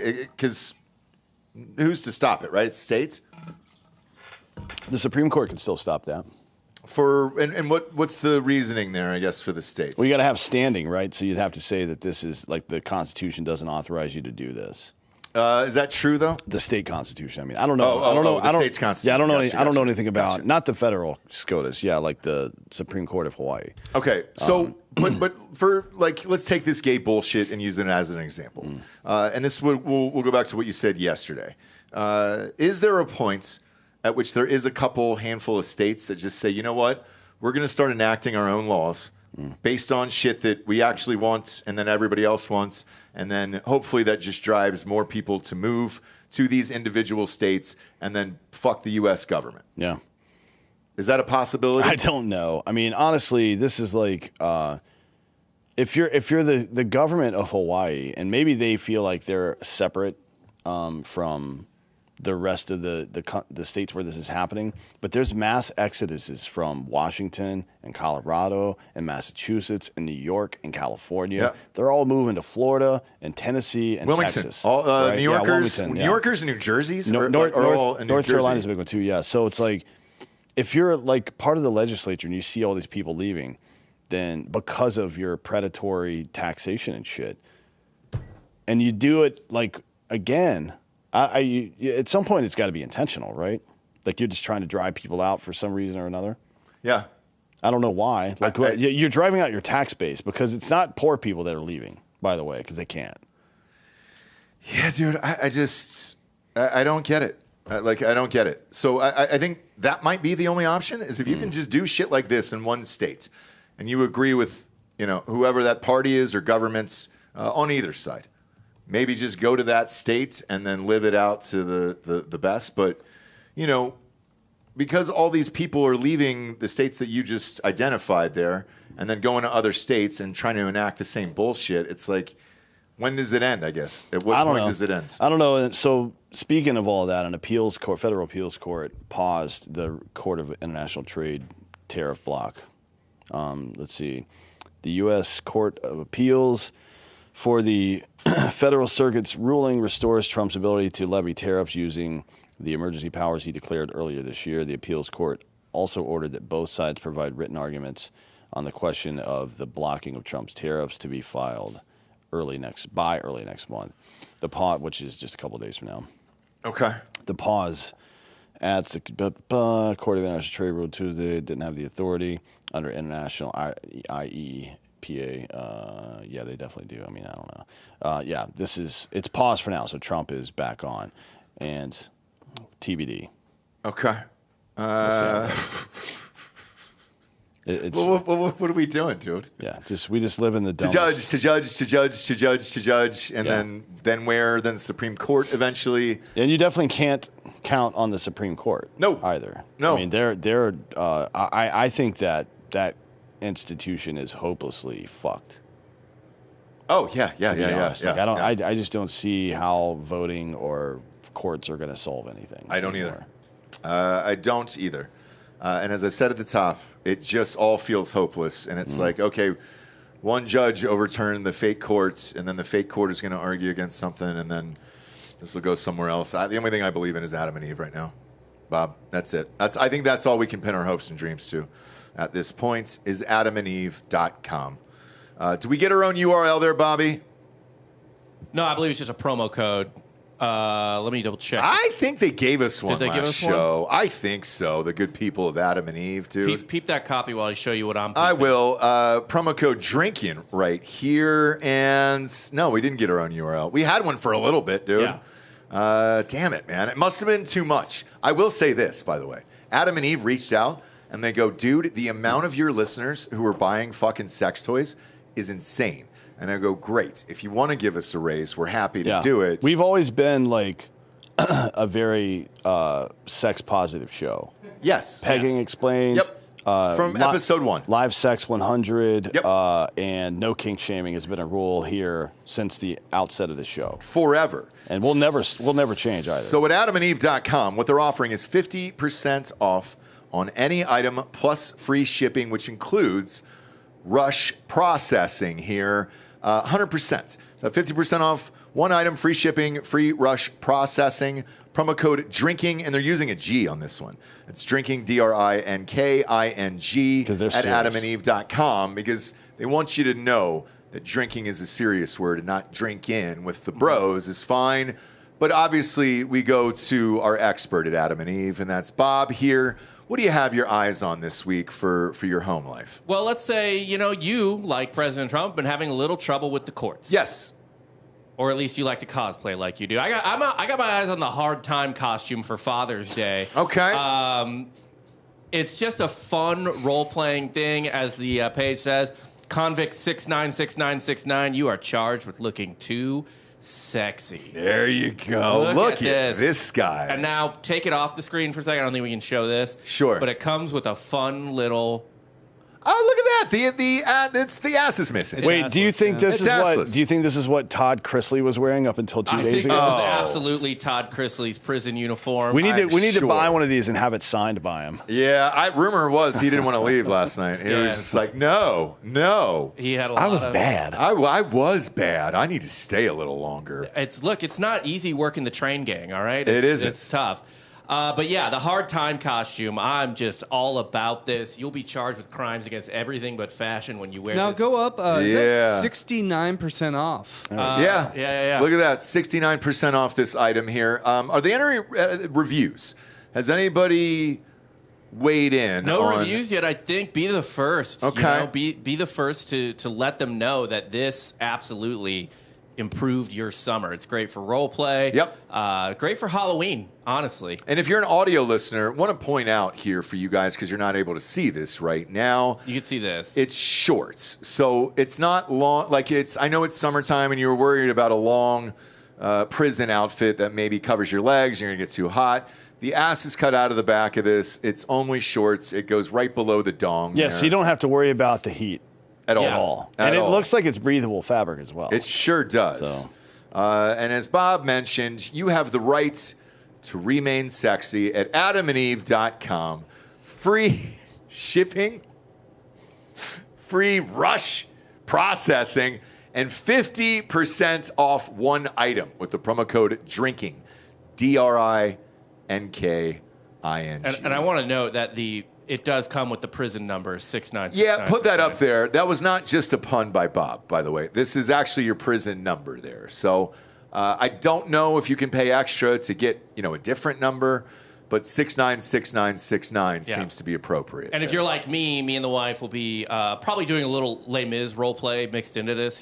She'll be like, prisoner 696969. My name's Valjean. Yeah. And then she just goes up my ass. But yeah. Do they have kings and queens outfits over there, like royal outfits as well? Let's check the role play for men. Because their catalog, by the way, Adam and Eve is the largest online sex store in the world. Wait, you will never get to the end of this. I promise you. Isn't it 24601? Yeah, but I'm doing 696969. Yes, that's a lot. That's not even a real zip code. 24601 is. Yeah. Actually, you know what? Where is that? 24601 zip code. North Carolina, maybe. It's Amanate, Virginia. Really? I wonder if they do like a Les Mis thing every year there. Maybe. You should. If you're out there and you live in that weird city. Yeah. It's actually an unincorporated town, so you can do whatever you want there. Do some of that, but the items are endless on there. Sit down with your loved one. Pick out one. You only get 50% off and free shipping with the promo code DRINKING at checkout over there. Next up, Trump warns Netanyahu. President Donald Trump on Wednesday confirmed that he told Israeli Prime Minister Benjamin Netanyahu last week to back off any moves to strike Iran as negotiations on its nuclear program remain ongoing. I'd like to be honest. Yes, I did, he said in response to a reporter's question on the issue. It's not a warning. I said, I don't think it's appropriate, which also means that it's a warning. Correct, yeah. And the results are in. Today, Israel announced that they've accepted Trump's terms for a ceasefire. Okay, with Iran? No, with Hamas. Oh, I did not know that. So it's like, once again, just another example of how Israel controls the United States government. Now, to be fair, a lot of it, on the Congress side, they spend a lot of money. They sure do. What is it? AIPAC. AIPAC. The problem is that Trump doesn't give a fuck. Yeah. He might have more money than Israel. I don't know. He might. Again, have we ever had a president fight for just no wars anywhere? Hey, can we just not get involved in this dumb shit, dude, and just figure it out and all make money? It's been a minute. That's it. I mean, to some degree, Jimmy Carter did, but we were still up to no good during his term. Yeah. But Jimmy Carter did it because he's a pussy, not because, I mean, he's a Navy guy, so. Yeah. Okay. R.I.P., No, obviously. he did it coming off the heels of Vietnam, so it made sense then. That was, anti-war sentiment was big back then. It's not always true that anti-war sentiment is big, and it depends on which side of the aisle you're on. Sometimes one side wants it, the other side doesn't. Sometimes both don't. After Vietnam, it was both, right? So it was an easy decision for Carter to make. Right now with Trump, I mean, he's like, remember how the American left and neocons were trying to push us into war in Ukraine and Israel. They wanted it bad, right? Not that they were going to go fight because they're a bunch of pussies, but they wanted it badly. So, it is in our lifetime, certainly Trump's the first one. I think there's 50-50 on Republican and Democrat side that still want wars. Probably to some degree, yeah. Because they want the money. Yeah. And they don't give a shit. Yeah. They're not going, so it doesn't matter. Womb Raider, Carter funded the Mujahideen. I mean, he helped create Al-Qaeda. So, Jimmy Carter did? Yeah. That's fun. Yeah. But he also invented peanuts, so take it for what it's worth. I think that was a black man that invented peanuts. Not according to Bob. No, he didn't invent peanut butter. Oh, gotcha. But everything else was him. All right. Yeah, peanuts, elephants. He's always hated George Washington Carver. I think Texas Roadhouse is George Washington Carver. Well, that just did surpass Olive Garden as the top restaurant, chain restaurant. In the I don't United think States. that's true. It is. No, we top in what way? Top for that category. Yeah, for that category. Of like casual, like sit down dining. Top how? Like they make the most money. There's the most amount of sales. them. Most sales. Yeah, isn't that wild? It is weird because They just surpassed Olive Garden. You can a family of four can eat there for cheaper than you can at fucking Five Guys. Yeah, we ran the numbers on Ross Patterson Revolution, and truth be told, Olive Garden was the cheapest. So surprising. I thought. Here was my stance. Well, I mean, when on you it, by the way. microwave all your food, how surprising would that be? No. I just think when normal Americans are driving down the road, they think Italy and they think expensive. Italian food. No, they don't. They sure do. No, they sure do. No, they Whereas don't. Texas Roadhouse, they're like, oh well, shit. It's American. We can throw fucking peanuts on the floor. Let's head on in there. Yeah. And they're wrong on that. Just check the numbers. That's all I'm asking you to do here, kids. Next up, Antifa targets Christians in Seattle. FBI Deputy Director Dan Bongino said Tuesday that he had requested an investigation into allegations of targeted violence against religious groups after an evangelical conservative group had a rally at Seattle City Hall in response to the mayor blaming Christians for igniting a weekend demonstration that turned violent.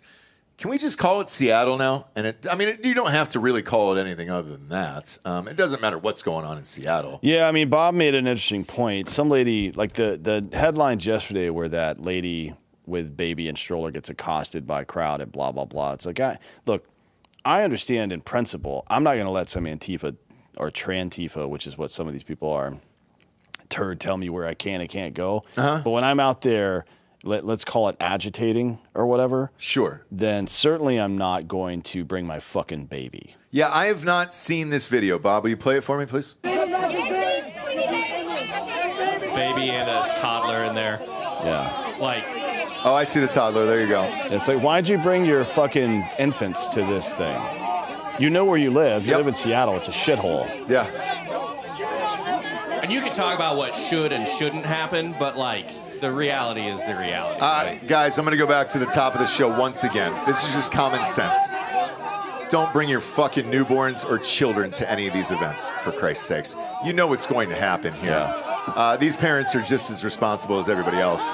And if you're hoping to get sympathy out of me for this fucking lady with the baby, not a fucking prayer, dude. No, that is it's like nature note, dude. Dangerously incompetent. Leaving a baby sit by a fucking crocodile. Crying, he's terrified. Yeah, dude. Any kid would be. And then you know what goes on. You know what Seattle is, for Christ's sakes. Like, Seattle is Seattle. It's never going to change. These people with the fucking pink hair, every single one of them, you know what is going to happen in the streets of Seattle. Now rope it off and just have the Thunderdome there. Maybe they were just down there hanging out and didn't know this was going on. That's a possibility. But my understanding was from the article that they were down there for this. She's holding an American flag. It was like a day of something. I can't remember what the event was called, but it was like a prayer rally or some bullshit like that. Not that prayer rallies are bullshit. This is the way I talk. Rattle in Seattle is what it was called.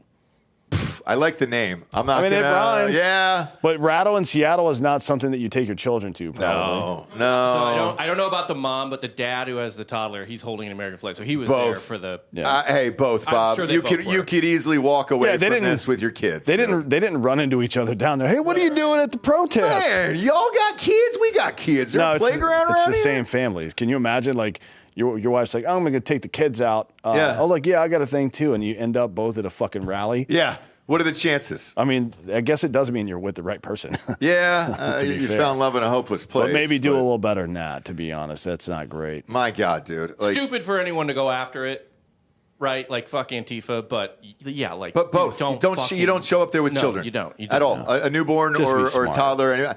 It's just common sense here at this point, and it's Seattle. You had me at the word Seattle. That was it. And I was like, oh, well. Yeah, definitely wouldn't go downtown for any reason whatsoever or live there. And I would say that if you were like in the cheap seats at like in the bleacher creature area in Yankee Stadium or at any area of the Phillies stadium, and your kid gets puked on, it's like, well, yep, you were here. Where were you? Yeah, where were you? I learned the hard way, Bob. My first Dodgers game in Los Angeles had a Braves hat on, sat in left field bleachers there. It was cheap. I obviously didn't have any money. You're lucky it wasn't a Giants hat. They beat a guy to death. Oh, that no was shit. Giants fans that beat a Dodgers fan. No. Dodgers fans beat a Giants fan in the parking lot, I believe. Yeah. But he was in those seats. Dodgers fans stab. Oh, stab. That's is that do we have a song for that? For stabbing there? Or the Dodgers fans Dodgers themselves? fans who do stab. There it is. There it is. That whole left field, by the way, I was the only white person there, man. Yeah. They eventually, Bobby, got so bad, they don't serve booze, like any beer or anything in those left field bleachers at all. And from my understanding, they'll put undercover cops in opposing team gear in those bleachers. They sure do. Yeah. Can you And imagine? You can tell who they are. Like, Yeah. Can you imagine being a cop and getting your ass whooped by a bunch of Dodgers fans? Like you just put on you just have to wear like a Cincinnati Reds hat that Yeah. night and just get fucking curb stomped by 20 Yeah. Cholos. Yeah, it's fucking. Yeah, because like what are you going to yell to the Cholo guys? Oh, I'm a cop. They're like, you're wearing Reds gear. You got to get beat down. That's just the rules. Dude. and I Make the remember rules. how much shit we got thrown at us. I mean, we moved in the top of the second there, and this one Mexican dude stood up and was like, "Do you not know what section you're in?" I mean, it was almost like, "You're gonna blast this fool or what, Holmes?" Yeah. It was the same thing, and I was like, "No, I didn't. I'm new here." But So by I the way- learned real goddamn quick, and I've never sat in left field again. Respect. I mean, don't beat anyone to death, but I respect Sure. that. I respect that Yeah. level of fandom. I enjoyed it when I lived in Oakland. People they played the Brewers one year, and I think it was 2013 in the DS, the division series. It was a 5-game series, and it was Game 5. This is how bad Oakland was, by the way. It was Game 5. Oh no, sorry, it was the White Sox. no. Brewers I think would have been NL. yeah AL at the time, right? No. Brewers went to the NL when I was a kid. Oh, that's right. God, who was it? I think it was I don't remember who it was, but somebody big was pitching. No, it wasn't. It was Houston actually, and it was Verlander was pitching for him, and it was Game 5. Okay. Like the deciding game. Yeah. I was still able to get tickets same day, right? Easily and not expensive. Anyways, go to the game. People were walking around in Houston jerseys and shit, and the Oakland fans would surround them and boo, fuck Houston, and then they would just move on, right? So there wasn't nothing that I saw. I went to dozens of games out there. I never saw anything violent, but I did, to Bob's point, respect the fact that they were talking shit. Sure. And Because look, like if you show up wearing the other team's stuff, you should expect to get shit talked at a fucking sports game. I actually love going to Dodgers games. I've been to a million of them, but I never sat in left field again. Regardless, You got to go lower bowl. Boy. Yeah, or the uppers are fun because there's nobody up there and you're by yourself and you can still booze for the same price. That is a definite demographic who is going there specifically for that. Yeah, but same with Seattle. You got to wonder, though, this couple, we'll get to the actual story in a second, but I wonder about this couple if they aren't just a couple of a couple of scammers who want to be the next People on TV are white going to person to get GoFundMe, hit by yeah. something and run a GoFundMe. It kind of feels like that. Anyways, so Bongino said Tuesday that he requested an investigation into allegations of targeted violence against Christians. We asked our team to fully investigate, blah, blah, blah. The Rattle in Seattle demonstration began at 5 p.m. Tuesday on the 4th Avenue steps of City Hall in downtown Seattle, where counter-protesters were also present. A total of 8 people were arrested for assault during dueling demonstrations. God, what the fuck is the point of any of this shit? Any of it. Two opposing groups gathered along 4th Avenue. Streets around the dueling demonstration were shut down for several hours, but reopened just before 8 p.m. Tuesday's protest came after demonstration on Saturday at Cal Anderson Park during May Day USA's Don't Mess With Our Kids rally and a pro-gay counter-protest. Police made 23 arrests at that demonstration. It's so funny. This completely irrelevant city, nobody gives a fuck about Seattle. Nothing happens there anymore that anybody cares about. No. Like literally nothing No. happens there that anybody cares about. Lost their basketball team. And there's this like constant battle between fucking homeless, jobless people and just normal people. It's like, just leave. Just leave the city or burn it to the ground. And the mayor, Start over. whose name's Bruce Harrell. Bruce? Yeah, he blamed the Christian rally and infiltrating anarchists for the violence breaking out. Quote, Seattle is proud of our reputation as a welcoming, inclusive city for LGBTQ plus communities. The TIA is gone now. I don't know what happened to it. And we stand with our trans neighbors when they face bigotry and injustice. Today's far-right rally was held here for this very reason, to provoke a reaction by promoting beliefs that are inherently opposed to our city's values in the heart of Seattle's most prominent LGBTQ neighborhood. They did it at City Hall, my friend. Yeah. Not at a specific neighborhood. It's literally at the Capitol for a reason. Just right there. Shit. Anyways, he says, anarchists infiltrated the counter-protesters group and inspired violence, promoting SDP to make arrests and blah, blah, blah. No, they are the violent ones. It's been going on for years, though. The fuck are you talking about? Yeah, dude. This has been going on for years in Seattle. I mean, I don't understand. The mayor also released respective statements on Tuesday from several of the city's Christian and Jewish leaders siding with him and condemning the Rattle in Seattle protest. So, it's always, you know what? I think this is relevant again. Bob, I'm going to send you something real quick. On the interwebs here. It's always good to fucking watch this from time to time and remember what's happening to American and Western civilization. All right, it's in your Twitter DMs. This is specifically Hitchens talking about Islam, but we play this probably once or twice a year on this show here. It applies to all that stupid tranny bullshit too. This is 2009. This is very urgent business, ladies and gentlemen. I beseech you. Resist it while you still can, and before the right to complain is taken away from you, which will be the next thing. You will be told you can't complain because you're Islamophobic.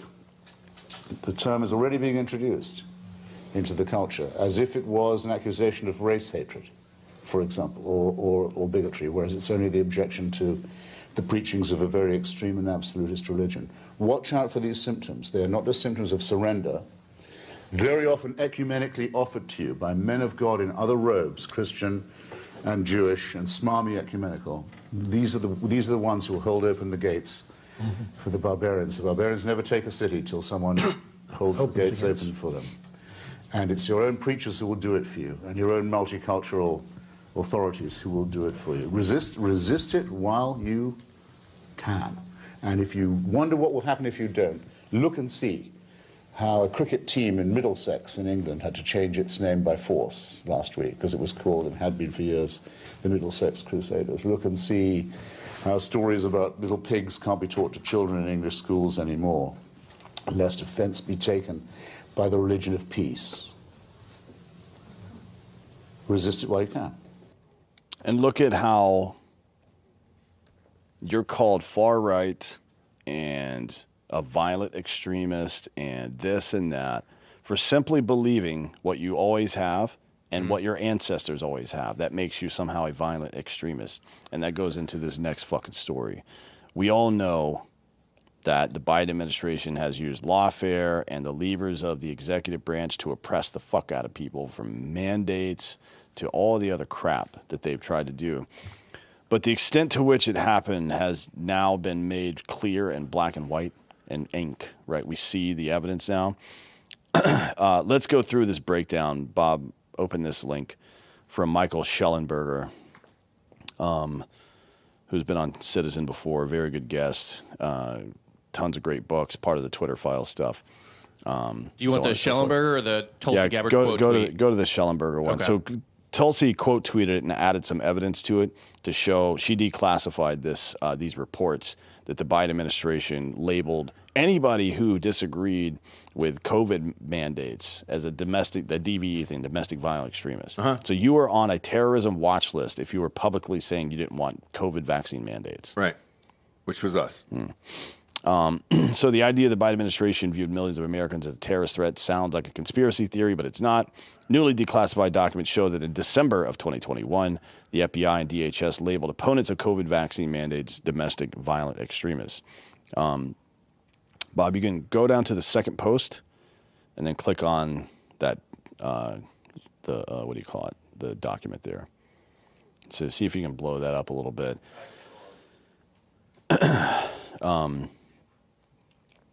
Yeah, so you can see here that DVEs and foreign analogs may react violently to COVID-19 mitigation mandates.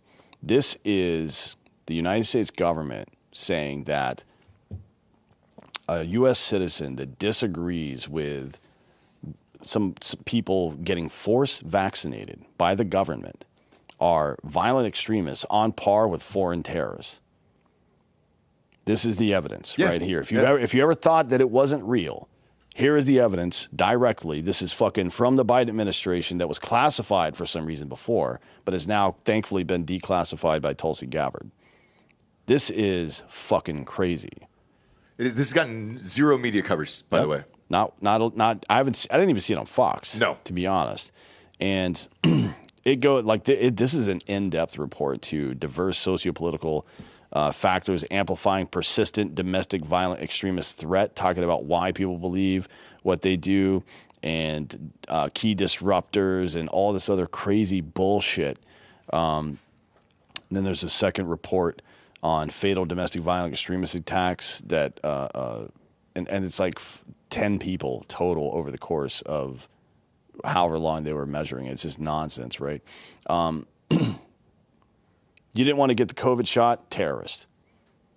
Didn't believe in mandates from the government, you're a terrorist. Didn't believe that your kids should be learning about a bunch of trans bullshit or seeing pornography in their schools, terrorist. That's what the Biden administration tried to do. And by the way, we know it wasn't him.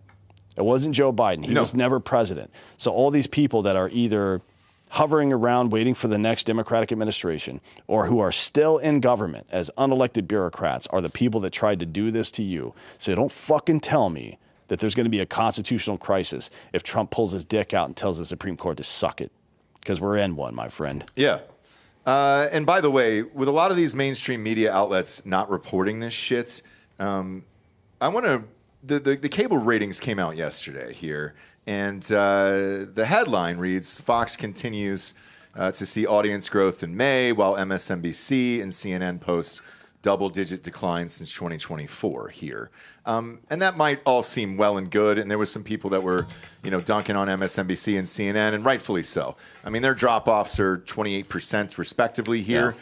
But once you dig into these numbers, and this will go back to what you said earlier of why more and more people are turning to podcasts for alternate version of news or to hear stories like this here, I want to really dig into the actual numbers here. For Fox itself, they're averaging right around 2.4 million people that are watching their primetime schedule. That's not a lot. Rogan's averaging 11 million downloads an episode. Well, he was during the height. During the height. I don't know about now. Not sure, but I can't imagine it's trailed off all that much here. But more importantly, these demographics, which the key ones are that 25 to 54 demo that they always highlight, you're down to 250,000. That's not great. That's 250,000 people from 25 to 54 years old. That's one, our demo, and two, that's what we do a day. More than that. Yeah, I'm on some like episodes. On a normal day, yes, on a normal day. And that's Fox at its height. The rest of this shit here, I mean, God damn, you're down to 40,000 in that demo 40,000.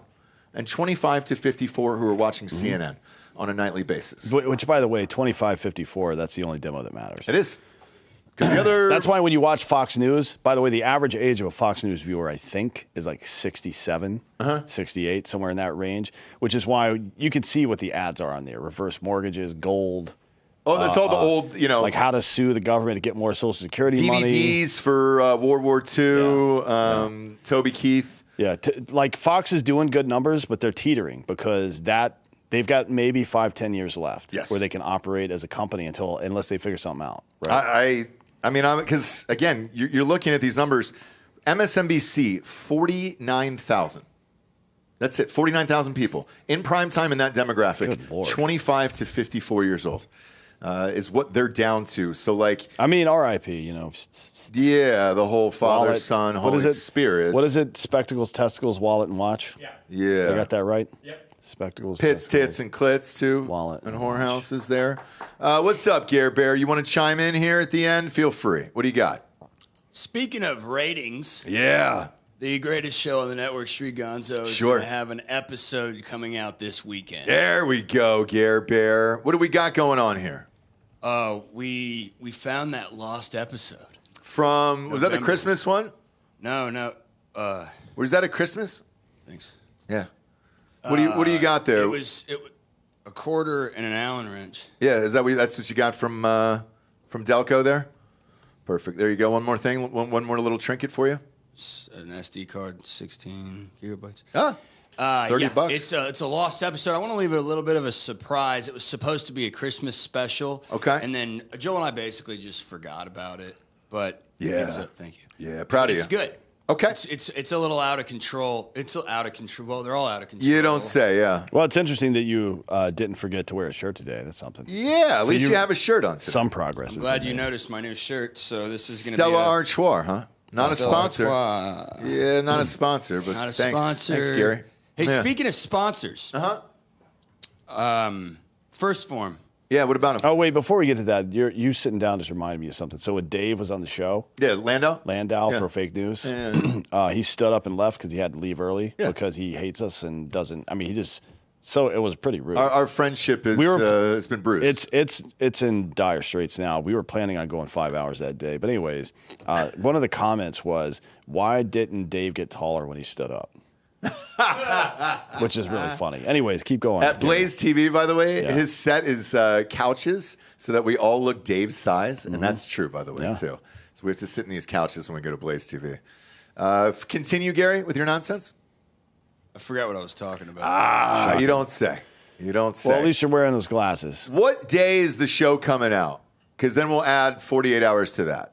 Friday. Okay, so Monday, you think? Yes. It'll probably be out Monday night? Okay, I would say that's a realistic time frame. Perfect. I'm trying to get better about my timing. And I did see your plane episode there. You mean time drunk management, on a plane. Right? Time management. Oh, yeah. Yeah, that was fun. Yeah, was that from when you went to your kids' thing? Well, it was when I was coming back from my son's first communion. Yeah. I wouldn't do that on the way there. That would be ludicrous. Obviously. What do you think? 43 shots of whiskey you had there? Oh. There you go. What the fuck was that, man? Yeah, me neither. What happened? Did you just glitch? Yeah, he glitched out, dude. He glitched out. We don't have time for this Chances are he's still. What do you think? 5 a.m., 6 a.m. How long did you stay up tonight? Oh man, I don't remember. Awesome. Great hearing from you, Gare Bear. Hitting the streets once again. Street Gonzo will be out by Monday. Yeah. I'm just gonna blanket statement and say by Monday. Well, we got to say Friday, or else it'll come out by Wednesday. Right. So I have a system. Yeah. No, I know, and it's not great. What is great is our system, though. It's drinkinbros.com, where you can submit for Drinkin Bro of the Week. Bob, go ahead and pull it up here for the audience.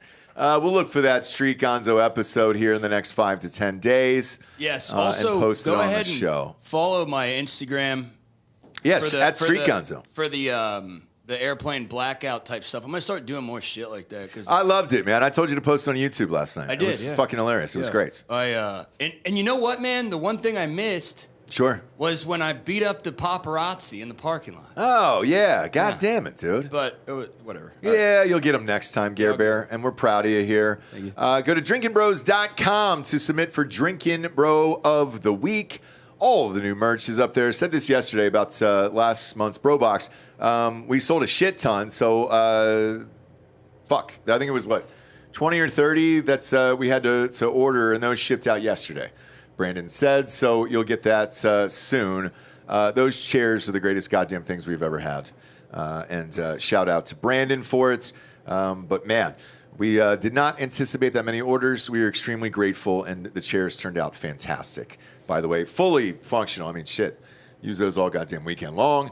Got the rope hats in there. Got the golf hats. Glassware is highly underrated, dude. Those Steins and these goddamn things keeping drinks cold for the summer are amazing. You can also submit for Drinkin Bro of the Week. You can also do that on the Drinkin Bros app, which is free on iPhones and Android. And we also have a wall there that is very similar to Facebook with no administrators, and you can now post up to 30 to 45 seconds of video. Had some listeners out there fishing last night, drinking some hard AFs, and shout out to those guys. So yeah, post whatever you want on there.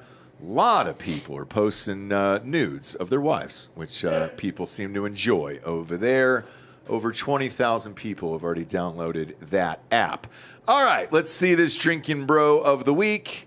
This one comes in live right in front of my face here. This Drinkin Bro submission is from Donna Clark from Montana. This is one of the few female listeners we have. This must be one of the 5 that we have. Listener for 1 year, nominating Daniel McNeely, living. Dan has been a longtime fan of yours and had me listening to your podcast after we started dating and came into mine and my boy's life, knowing I was fighting a life-altering autoimmune disease that puts me into an anaphylactic shock for simply being alive. My boys and I were recovering from an incredibly abusive ex-husband. He came into our lives knowing that all of this and this time, he's been not only a friend, but always the first one there to help me up when anyone has needed someone. After 14 years of friendship and being the funnest drinking friend to go out with or unintentionally run into for the day, he then became sober, stepped into our lives, and stepped up and kept us going while I'm sick and back and forth from Montana to Utah in the hospital. It takes a lot for a veteran to willingly walk into chaos, and even more to do it sober, and for that, I am eternally grateful and proud. Cheers. Cheers to you guys, and cheers to Dan. We've long said this since the show began. Drinkin Bros is not just about drinking booze. It's just about getting together with each other, so either don't kill yourselves or you can help people out. And either way, whether it's with a can of hard AF seltzer or a glass of water, we are grateful to you guys. So cheers. And again, you can submit for Drinkin Bro of the Week at drinkinbros.com. If you don't even want to do that, just go to iTunes and rate the show a 5-star and leave a quick review. Also, head on over to Spotify. It's just a 5-star, and you can walk away. For D'Anthony Holloway, I'm Ross Patterson. This is Drinkin Bros Fake News. Good night, everyone.